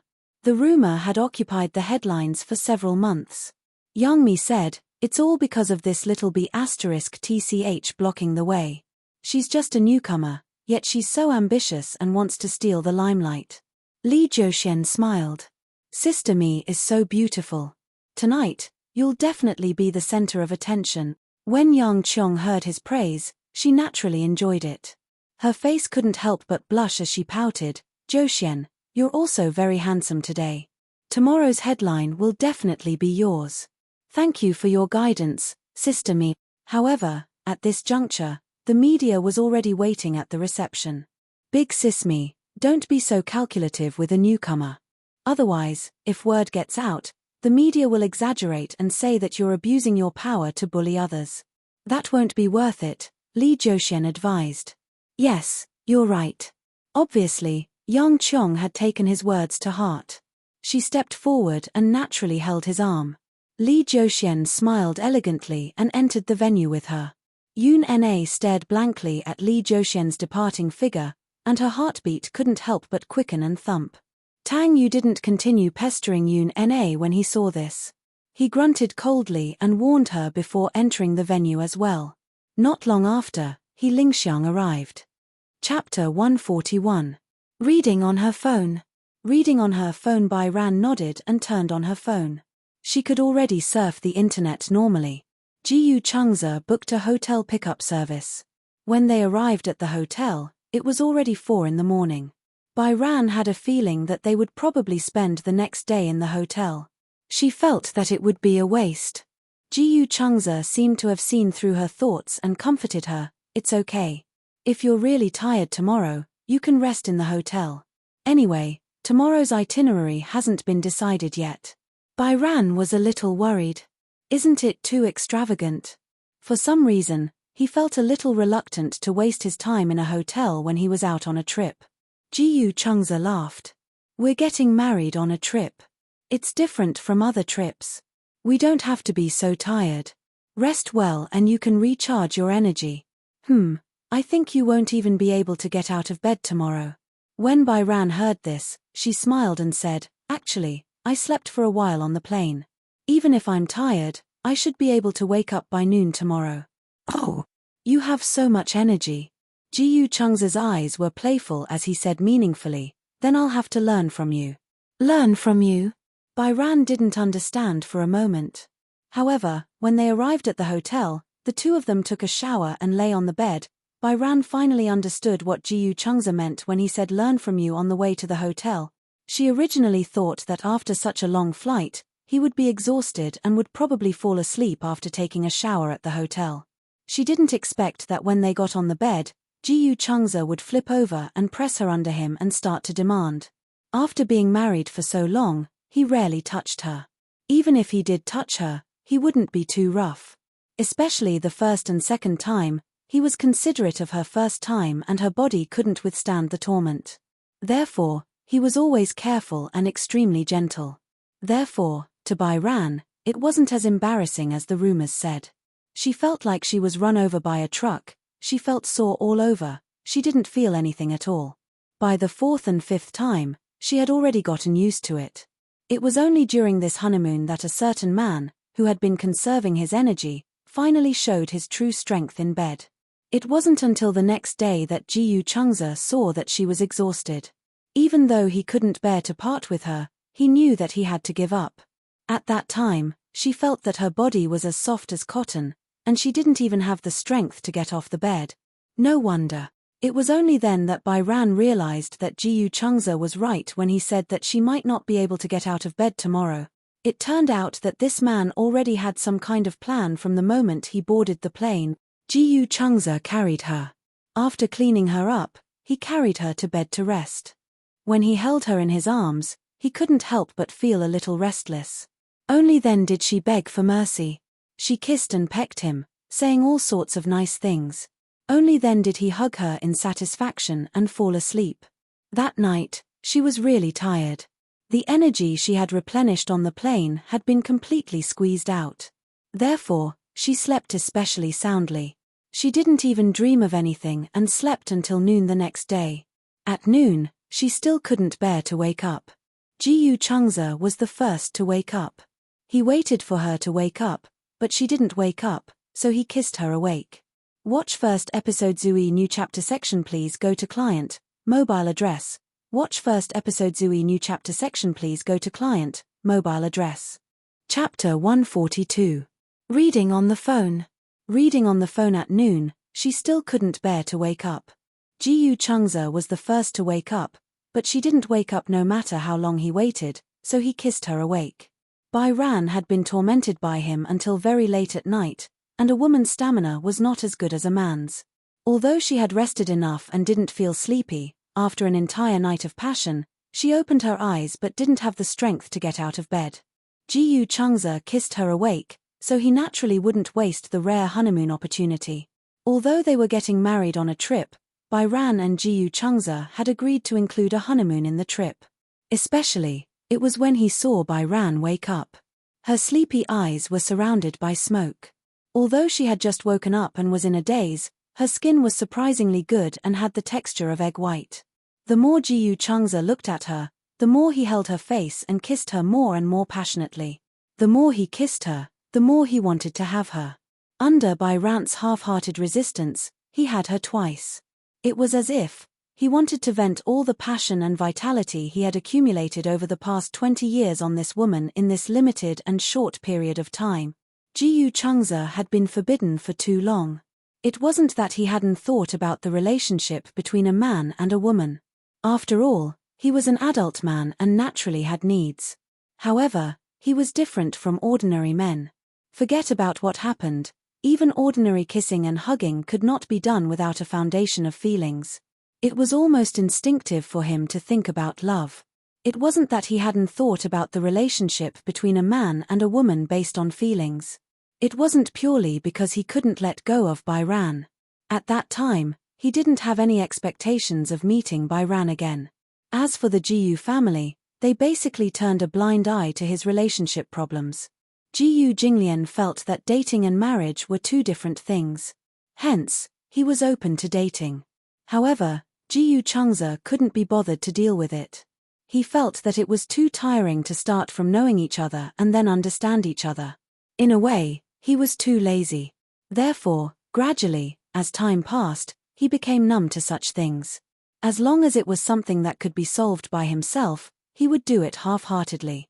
In any case, to him, these were all things that could be solved by himself. However, after meeting Bai Hao, the instinct that had been suppressed in his body for a long time was finally released. It was as if he couldn't get enough of it no matter how much he ate. Bai Ran wanted to cooperate with him, but Jiyu Changze was young and hot-blooded. After 2 rounds, he was exhausted. Therefore, not long after, she collapsed in his arms and learned how to act coquettishly. She hummed and pushed him away. Obviously, she couldn't handle it anymore. Unbeknownst to her, Jiyu Changze almost couldn't control himself when he heard her whining. Jin in the future, you're not allowed to act coquettishly with anyone other than me. Jiyu Changze suddenly made a strange request. Bai Hao was a little confused. He didn't understand. What's wrong? Promise me, okay? When Jiyu Changze thought of her using such a tone to act coquettishly with others, regardless of whether it was a man or a woman, he was very offended. All right. Bai Hao made a generous gesture. I promise you. What an overbearing man. Viewing Starter Zui New Chapter 8 sections. Please go to Hall Guest, mobile address. Starter Zui New Chapter sections. Please go to Hall Guest, mobile address. Chapter 143. Reading on mobile phone. Reading on mobile phone. In the afternoon, Bai Ran finally recovered and was able to get out of bed. The two of them packed up and went to the hotel's Western restaurant. She was a little hungry, but it was not a meal. However, this hotel was a 5-star holiday inn in Hong Kong. The hotel's luxurious Western restaurant had a huge floor-to-ceiling window. Sitting by the window, not only could one have a panoramic view of the pirates and the forest, but one could also enjoy an especially authentic English afternoon tea. Bai Ran politely declined English cuisine, but the English afternoon tea was quite delicious.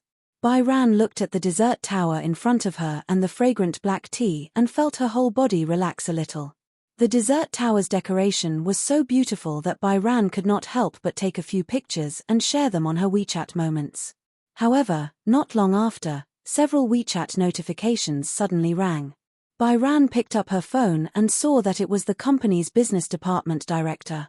She had forgotten to block her colleagues from the company when she was sharing the pictures. She said that she was not feeling well and wanted to take leave. In the end, she went to have fun. Why can't I get through to her? Is she deliberately not picking up? Bai Ran, I'm warning you, call me back immediately. Otherwise, you'll be punished for absenteeism. In just a few words, the beautiful afternoon mood was completely ruined. Bai Ran's face fell.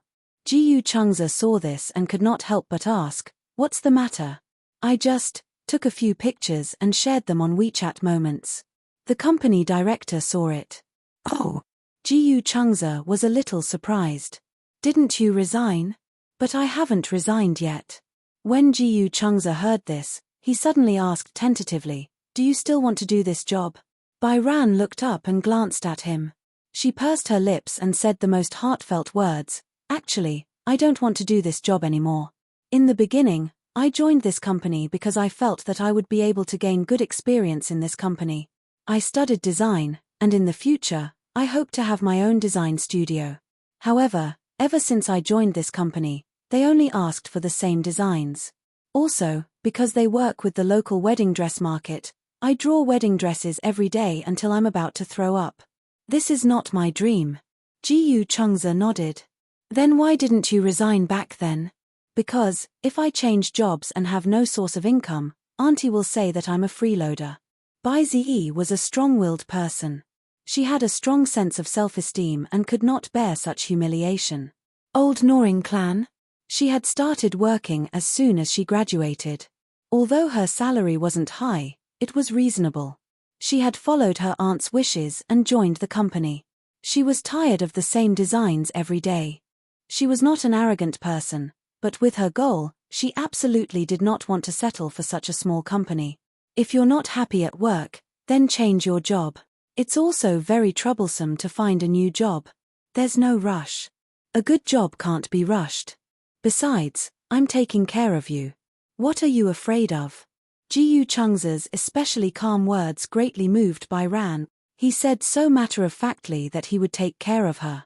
For a moment, she felt so happy that she was about to float up and watch. Starter Zui New Chapter 8 sections. Welcome to Hall of Visitors, mobile address. Watch Starter Zui New Chapter 8 sections. Welcome to Hall of Visitors, mobile address. Chapter 144. For the first time in her life, Bai Ran had the feeling that she had someone backing her up. Unconsciously, the corners of her lips curled up as she secretly laughed. Ji Chung's saw that she was laughing and could not help but reach out to pinch her cheeks gently. What are you laughing at? I feel like you're my big backer. Now that you've said that, I feel more confident. Actually, Bai Ran was not a career-oriented woman. However, she was a person with a strong backbone. Especially after living under someone else's roof for so many years, she believed that no matter what, she had the ability to back herself up. However, after graduation, under her aunt's urging, she found a company and hurriedly started work. She did not consider her career direction and prospects. After joining the company, she designed a bunch of wedding dresses. She was almost numb to it. Originally, designing wedding dresses should have been a blissful thing. However, she often had to work overtime due to large orders. At her peak, she had to submit more than 10 design drafts a week. Although she did not earn much, as long as it was a design, she had to put in a lot of effort. Therefore, almost every design draft was a masterpiece. This was also the reason why the company did not let her go. If it were not for Bai Ran's soft temper, with her talent, after working for a year in this small design company, she would have been the head of the design department. She was too easy to talk to, so she was suppressed. Why else would there be a saying, kind people get bullied? Seeing her satisfied look, Ji Chung's heart ached and he pitied her. I'm your backer. After a pause, he added, I'm your backer for life. Yeah. Bai Ran leaned her head gently on his shoulder. At this moment, on WeChat, the owner of the design department angrily complained again. Bai Ran, do you still want this job? Just because I gave you some color, you started a dye shop. Do you think work is so perfunctory? You don't even care about the company's rules and regulations. Do you believe that I'll fire you? If this goes on, this shabby temple won't be able to accommodate a great Buddha like you. Bai Ran looked at the director's angry words and smiled. He replied lightly, since you've said so, isn't it up to you to decide whether to expel me or not? In an office far away in Beijing. When the director saw Bai Ran's reply, he almost exploded in anger. She had only said those words in a fit of anger. She really couldn't bear to fire him. One had to know that Bai Ran was the head of the design department. It was because of Bai Ran's talent that the company could receive more and more orders. She had threatened to expel Bai Hao just to intimidate him. She had thought that Bai Hao would be scared and beg for mercy after she had shown him her power. After all, in her eyes, Bai Kun had always been a soft persimmon that could be crushed at will. Now, this sentence made her completely dumbfounded. Does this idiot think his wings have hardened? The director had no way out of this embarrassing situation. He didn't know what to do. If he really fired them, what would happen to all the orders piled up there? He was known to want to die for nothing. This is so infuriating. So infuriating. The director slammed the table, his face red. Chapter 145. In the office, an assistant happened to be boiling water. Seeing the angry look on the director's face, she heard the director's nagging and grumbling on Bai Yu's WeChat.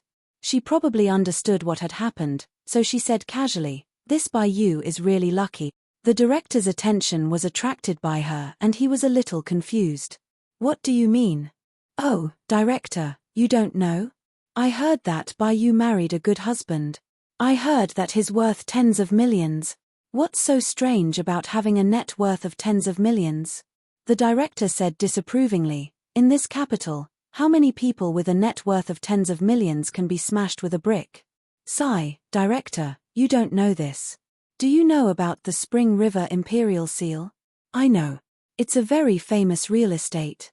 Those who can buy it are the top people in society. The director reacted. Why did you suddenly mention the Spring River Imperial Seal? I saw that her husband just bought a house there some time ago. Moreover, he has a good relationship with the president of Shengyu Financial Group. The director sucked in a breath of cold air. Most of the designers in this design company were Beijing drifters. Therefore, they worked hard in the hope of leaving a place in the capital. Owning a house in the capital and being able to buy a house were two different concepts. Many people's houses in the capital were obtained through demolition. The old city district was renovated and settled down in a residential area. Therefore, although most of the houses in the residential area were expensive, they could not be sold because they needed them. Secondly, the residential area was just an ordinary real estate. However, the Spring River Imperial Seal was different. This real estate was open to the top elites in society. Just the price alone was enough to make people flinch. Those who could buy the Spring River Imperial Seal were either rich or noble. When he heard that Bai Yu's husband lived in the Spring River Imperial Seal, the director did not believe it. Listen to her bragging. The houses there cost tens of millions and you still have to draw numbers. It doesn't matter, you still have to line up obediently. This isn't Bai Yu bragging. Everyone in our company knows and saw it with their own eyes. Bai Yu said that her husband has special channels and can buy a house there at a 50% discount. Many colleagues in the company didn't believe it, so they all went with her. In the end, they were slapped in the face in public. Moreover, many people said that Bai Yu's husband and the president of Shengyu Financial Group, Yun Tianyu. The director called out the name immediately. Yun Tianyu was an influential figure in the capital. It resounded like thunder in the ears. Yes, it was him. The two of them seemed to have a good relationship. Many people guessed that Bai Ran's husband is also a member of the rich second-generation circle. When the director heard this, he could not help but scoff. It's not that I want to say this, but this is just a dream. There has to be a limit, right? Rich second generation? Which of the rich second-generation heirs in the capital didn't care about matching up? What kind of family background does Bai Hao have? She has nothing. She only has a pretty face. Why would someone like her? She felt a little unbalanced. After all, even she hadn't found a partner yet. With a monthly income of 20 to 30,000, she was considered to be at the bottom of the food chain in Beijing. The assistant smiled but didn't say anything. Maybe she's married into a rich family, so she doesn't care about this job at all. From what I see, she definitely has nothing to do with it. How blissful it is to be a young mistress who doesn't have to worry about food and clothing. There wasn't much malice in his words, but they were filled with envy. When the director heard this, he was skeptical. You're not telling the truth, are you? Chapter 146. Reading on a mobile phone. Reading on a mobile phone. Everyone in the company knows that I'm not the only one who can decide whether this is true or not. After the assistant finished speaking, she smiled and left. The director leaned back in his chair and suddenly felt a little puzzled. This society was not as romantic as television dramas. What rich young master and Cinderella? This kind of plot could not be played out in reality. There was a reason why families of equal social status should be matched. The disparity between the rich and the poor was not small at all. Not to mention ordinary people like Bai Ran, even the female celebrities in the entertainment industry could not wait to squeeze their heads into the gaps of the rich and powerful. However, the real rich and powerful looked down on them. Although the aristocratic system had been abolished in the country, just by looking at the banquets, the charity events, and the famous private clubs, it was clear that the abolition of the aristocratic system was just a superficial thing. In fact, many rich people liked to have the title of aristocrats. Everyone wanted to be a dragon or phoenix among men. The vanity and arrogance of humans had always been deeply ingrained. This was a little puzzling. Why could a commoner like Bai Ran marry into a rich and powerful family? That was the dream of many women. Moreover, Bai Ran was usually very dull and did not know how to please people. In the office, no one was willing to play with her. It was not that she was difficult to get along with. First, it was because she was strict with her discipline. She had to go home after work and rarely attended colleagues' gatherings. Second, she was poor. Because she was poor, sometimes when her colleagues were kind to her, occasionally treating her to a meal or small gifts, she did not dare to accept them. Her ability was limited and she did not know how to repay them. It was also because of this that Bai Ran was a little high and mighty in the eyes of others.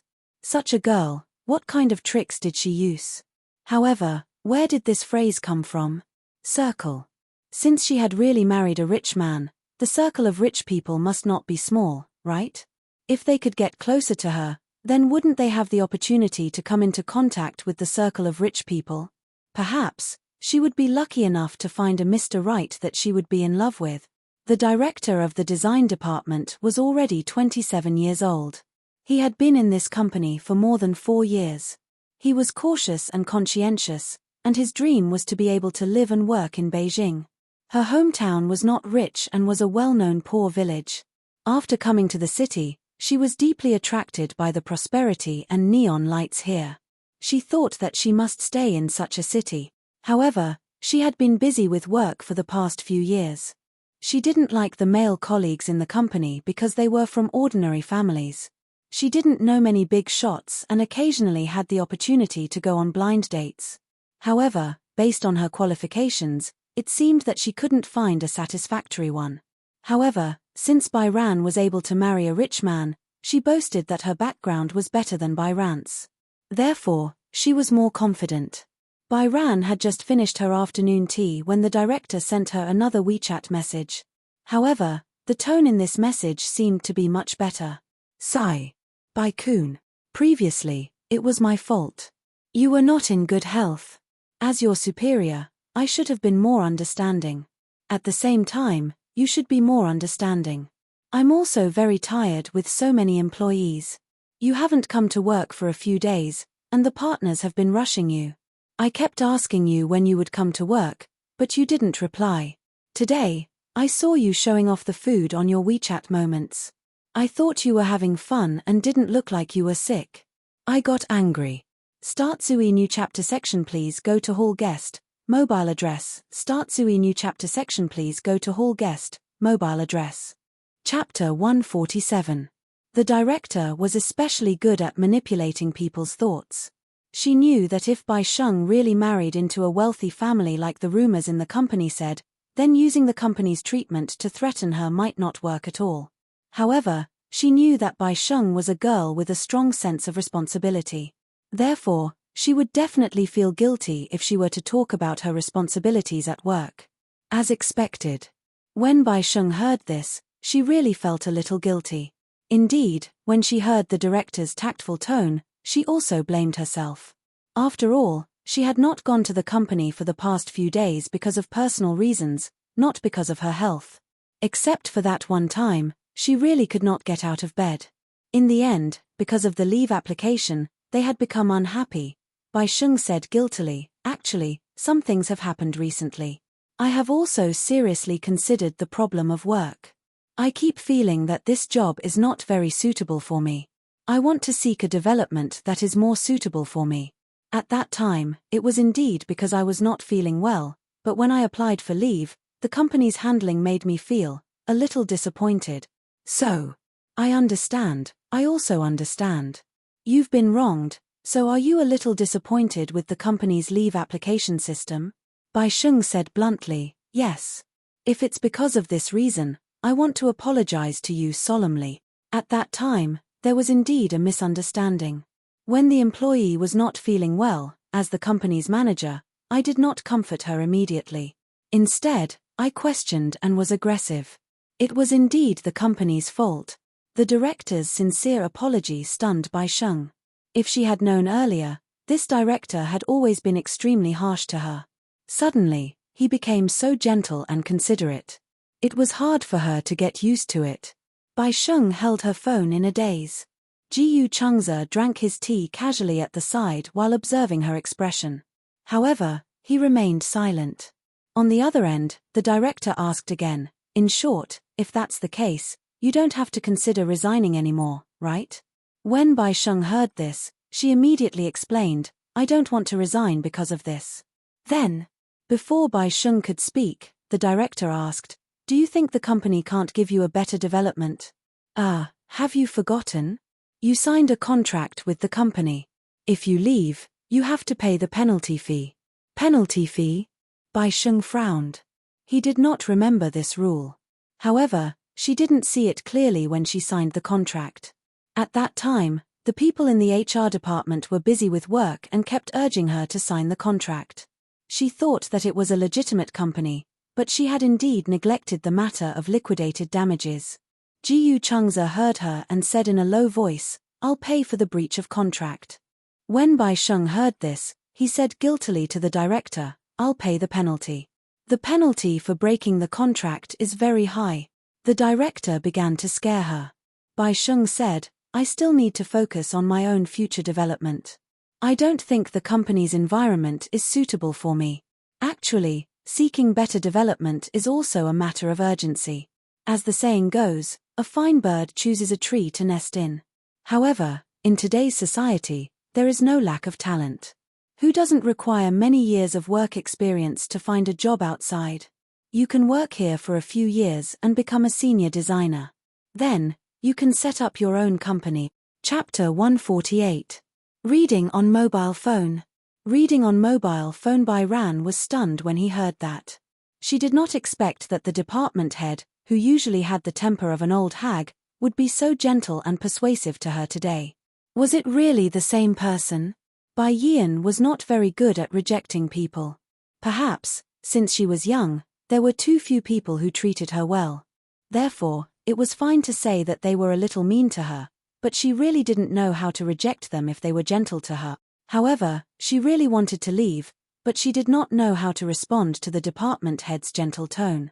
"How about this?" The department head probed. "I heard from a few of your colleagues that you got married not long ago." "Yeah, then you've probably been on a honeymoon during this period of time?" I guess so." Bai Yian glanced at Jiyu Chengze, who looked at her and smiled. She smiled back and said, "We got married on a vacation."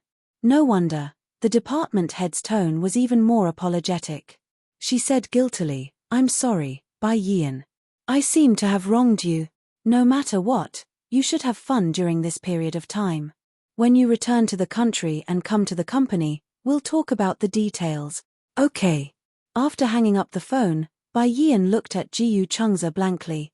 Jiyu Chengze asked half-jokingly, "What's wrong? Are you softening your heart? Don't tell me you're planning to continue working at the company. I heard that the breach of contract costs a lot of money." Jiyu Chengze smirked. "Didn't I say that I'll pay for you?" "But," Bai Yian pouted and muttered, "I didn't do anything wrong. Why should I pay them the breach of contract? There's a price for the breach of contract, but you can't restrict your life because of this visible price. This is not an equivalent exchange." After hearing Jiyu Chengze's words, Bai Yian suddenly felt enlightened. That's right. She couldn't possibly put her life and future on the line for the sake of a mere breach of contract. Moreover, if you don't want to pay the breach of contract, hire a lawyer and carefully read the contract. If the breach of contract involves the overbearing clause, the company's unreasonable request can be rejected. How much is the lawyer's fee? Bai Ziyi began to calculate carefully in his little head. Jiyu Chengze didn't know whether to laugh or cry. "The legal team is ready-made. My company has them, so you don't have to pay extra." "Wow," Bai Hao nodded. "Okay, let's do that. Little money grubber." Jiyu Chengze couldn't help but scratch her nose lightly. How could this little fool be so cute and save money for him? "Since we're already married, you can just squander the money I earn. You don't have to be so frugal. Money will run out eventually. But you can't earn all the money you want. You can only earn if you spend money, right?" Jiyu Chengze's brainwashing was deeply rooted in people's hearts.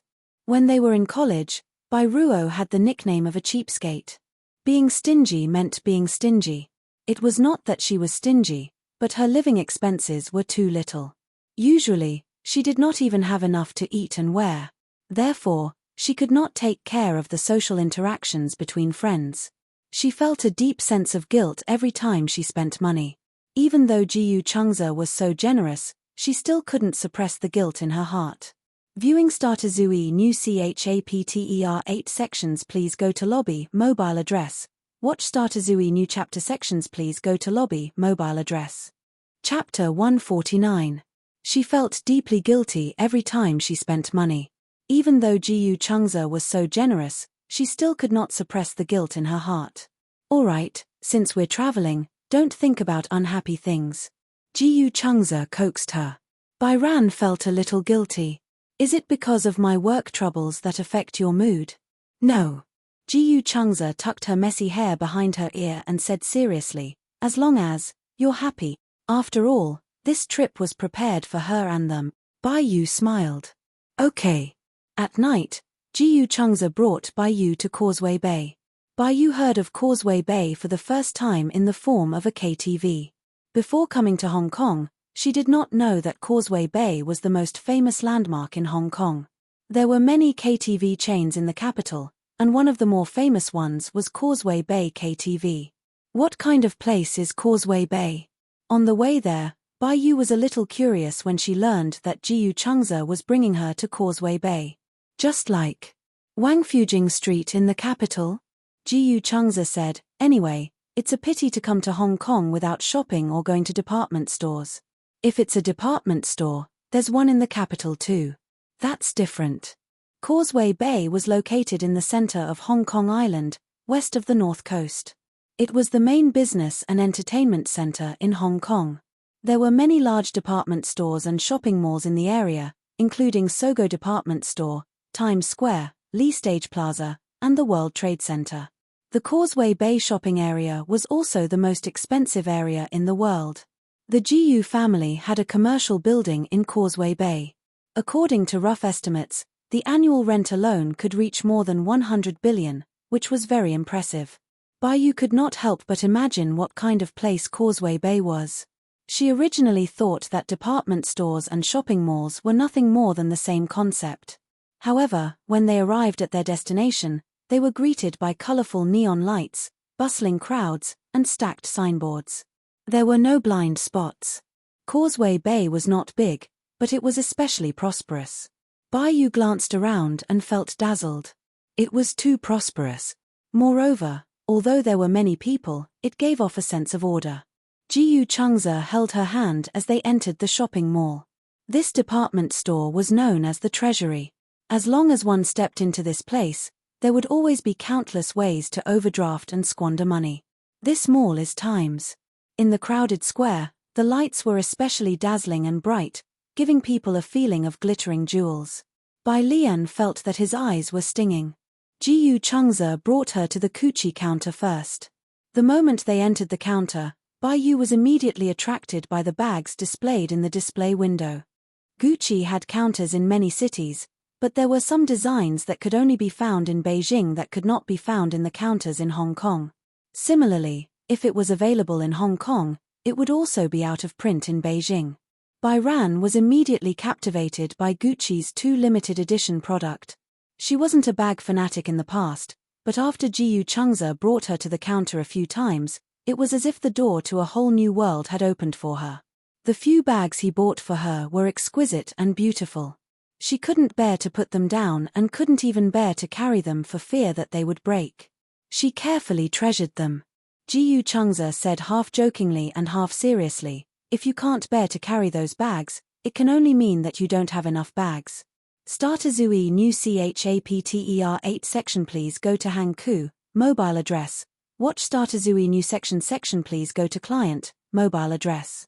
Chapter 150. At first, Bai Yang did not understand what he meant by not having enough bags. Next, Jiyu Changze used his actions to explain to her what it meant to be a shopaholic. Bai Yang boasted that she was a woman who could shop. Although she did not shop much in the past, she often accompanied others to shop. In the past, when she shopped, she only shopped and did not buy anything. It was easy.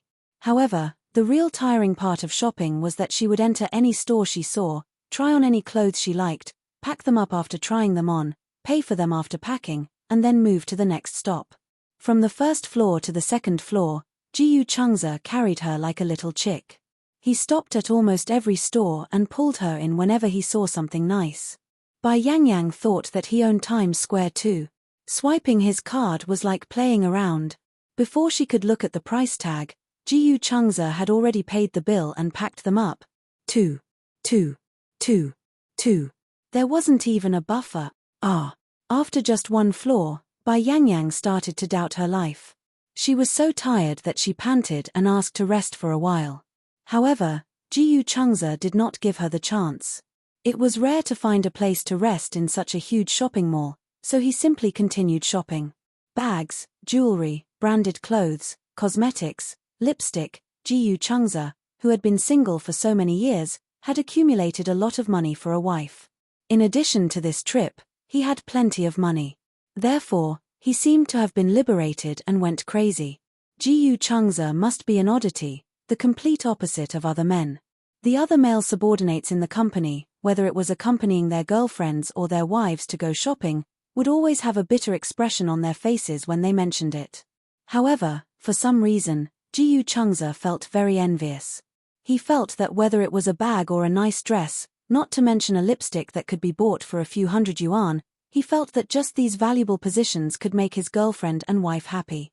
This kind of happiness was really precious. Bai Yangyang was originally exhausted, but when she reached the MAC counter, she could not walk anymore. She liked lipstick, and MAC was the only lipstick she could afford in the past. Compared to other branded lipsticks that cost hundreds to thousands, MAC lipsticks only cost a little more than 100 yuan each. They were easy to use and had good color rendering. She once had one, and she had been using it until now. Even though she had seen the end of it, she was reluctant to throw it away. Seeing that she liked lipstick, Jiyu Changze bought an entire box before she even had the chance to try out the color. There were 128 lipsticks in a luxurious box set. There were so many popular brands, and they had everything. Bai Ran had just unscrewed the cap of a lipstick.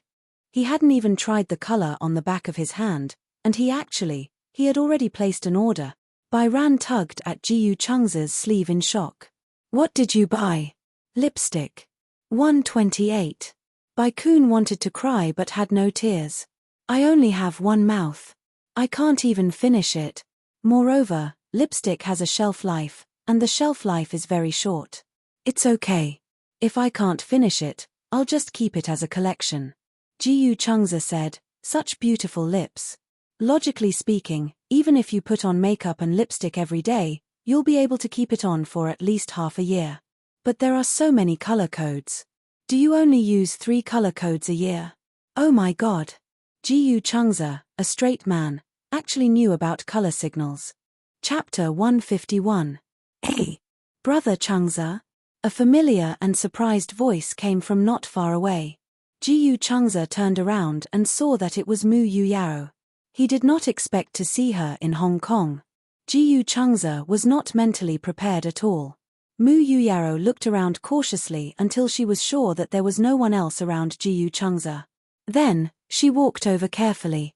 Jiyu Changze glanced at her guilty expression and understood that she must have done something wrong. "What?" Jiyu Changze looked at her. "Why are you so cautious? Are you alone?" "No." Jiyu Changze looked at her from the corner of his eye. Mu Yuyao saw that Bai Ran was choosing blush and eyeshadow. She was surprised. "This is your sister-in-law. Are you married?" Mu Yuyao was even more shocked. "Yeah, I haven't had the time to inform her yet." "When is the wedding?" Jiyu Changze raised his eyebrows. "At least until Nana wakes up." At the mention of Natalia, Mu Yuyao's eyelids twitched and she smiled. "Oh right, we've already agreed on it. No matter whose wedding it is, we can't miss it." "Yeah." Then, Mu Yuyao looked at him and then at Bai Ran. She asked curiously, "Why are you in Hong Kong?" "We're planning to travel and get married first. As for the ceremony, we'll officially send you an invitation when Nana wakes up." "Okay. Then I'll wait for Brother Changze's wedding invitation." After a pause, Mu Yuyao sighed. "I wonder when Nana will wake up. Tell me honestly." Jiyu Changze suddenly said something out of the blue. "Her." Mu Yuyao pointed at herself. "Me? Aha. It's not the holidays now. Why are you in Hong Kong? Don't you have class?" Mu Yuyao's face turned red. She was extremely embarrassed. Did you skip class again?" Jiyu Changze inched closer. "Tell me, why did you skip class?" Jing Yang has a fan meeting in Hong Kong tomorrow. I wanted to come early to pick him up An. Ji Chung's face darkened at the mention of Jing Yang. You guys haven't reconciled yet? Mu Yueyao's face fell at his words. She let out a long sigh, turned around, and rubbed her forehead with a headache. I don't know. He seems to be avoiding me, but even if he doesn't forgive me, I don't care. Even if she could only hide in a corner and secretly watch him, that would be good. Ji Chung's sighed internally. Yu Yaro was the little princess of the Mu family. She had been doted on since she was young. No one was willing to let her suffer the slightest grievance. Why did it have to be Jing Yang? It was simply a calamity in her life. It had been 5 years since that incident. Jing Yang still could not forgive Yu Yao. However, everyone felt that it was not Yu Yao's fault. However, Jing Yang stubbornly believed that it was her fault. Yu Yao also felt that she had let Jing Yang down. Hence, in front of Jing Yang, she hid her princess-like arrogance and was careful. She even had a sense of inferiority that did not match her status. She wanted to make it up to Jing Yang as much as possible. She had also said that she wanted to atone for that incident. However, Yu Yao, don't torture yourself because of that incident. Chapter 152. It's been so long. Are you still unwilling to let go of yourself? Ji Chung's heart ached for her. She was not responsible for what happened back then. However, after so many years, Yu Yao still refused to let go of her. I also want to let go of myself. Mu Yu Yao looked up. Her usual innocent smile was gone as she said calmly, if you want to let go of yourself, you have to let go of him. She suddenly clenched her fists and bit her lip hard. Ji Chung's heart ached as he raised his hand and pulled her into his embrace. Bai Ran had just finished choosing her eyeshadow. When she turned around, she saw Ji Chung's hugging a girl. She was surprised and many question marks popped up in her mind. What was going on? Why was he hugging a girl in an unfamiliar city? Bai Ran did not think too much about it at first. Instead, she had a strange idea. There were many new street games nowadays. For example, blindfolded hugging and kissing any stranger. For example, the recently popular TikTok app. Many boys and girls took their phones to the streets to tease passers-by. Bai Ran suddenly realized what was going on. The person being hugged was her husband. Bai Ran was also somewhat territorial. She immediately walked over with a smile, but she aggressively walked behind Mu Yuyao. She lowered her voice and suddenly said, "What are you doing?" Mu Yuyao was shocked by this voice and immediately separated from Ji Chungza. Ji Chungza looked at Bai Ran and raised his eyebrows slightly. However, he did not explain immediately. Instead, he smiled gently and said nothing. On the other hand, Mu Yuyao was flustered. She knew that Bai Ran was Ji Chungza's newlywed wife. With the mentality of avoiding suspicion, she immediately distanced herself from Ji Chungza. "Hello, sister-in-law." She stood upright. Her outstanding performance in the military training in university made Bai Ran think that she had a military background. Aya, what a coincidence. It's fate to meet big brother Chungza and sister-in-law here. Ha ha ha ha. She laughed awkwardly, which made Bai Hao puzzled. This girl, why did she feel so guilty? Mu Yuyao was stared at by Bai Ran and felt even more guilty. She quickly tried to smooth things over. Big brother Chungza is so mean. When did he get married? He didn't announce it to the public. Bai Hao got straight to the point. Why were you hugging each other? Mu Yuyao explained, because brother Chungza and I haven't seen each other in a long time. I didn't expect to meet you in Hong Kong. Bai Ran looked at Ji Chungza suspiciously. Ji Chungza smiled and explained, I haven't had the chance to introduce you. This is Yuyao Mu. Do you still remember my friend at the Spring River Heavenly Seal? Yes. Remember, his name is Yun Tianyu. Yuyao is his biological sister. His biological sister. No wonder when Bai Ran saw Yuyao, he immediately felt that there was something familiar about her. Just like Yun Tianyu, whom she met at the Imperial Seal, and also the movie queen, Yun Shusha. So she was his biological sister. Bai Ran's face turned slightly red. After all, she had misunderstood Yuyao just now. Yuyao. She smiled and extended her hand to Yu Yaro in a friendly manner. Hello, I'm Bai Ran. Yu Yaro hurriedly extended her hand. Hello, sister-in-law Bai Ran. Don't call me sister-in-law, it sounds awkward. No, sister-in-law is sister-in-law.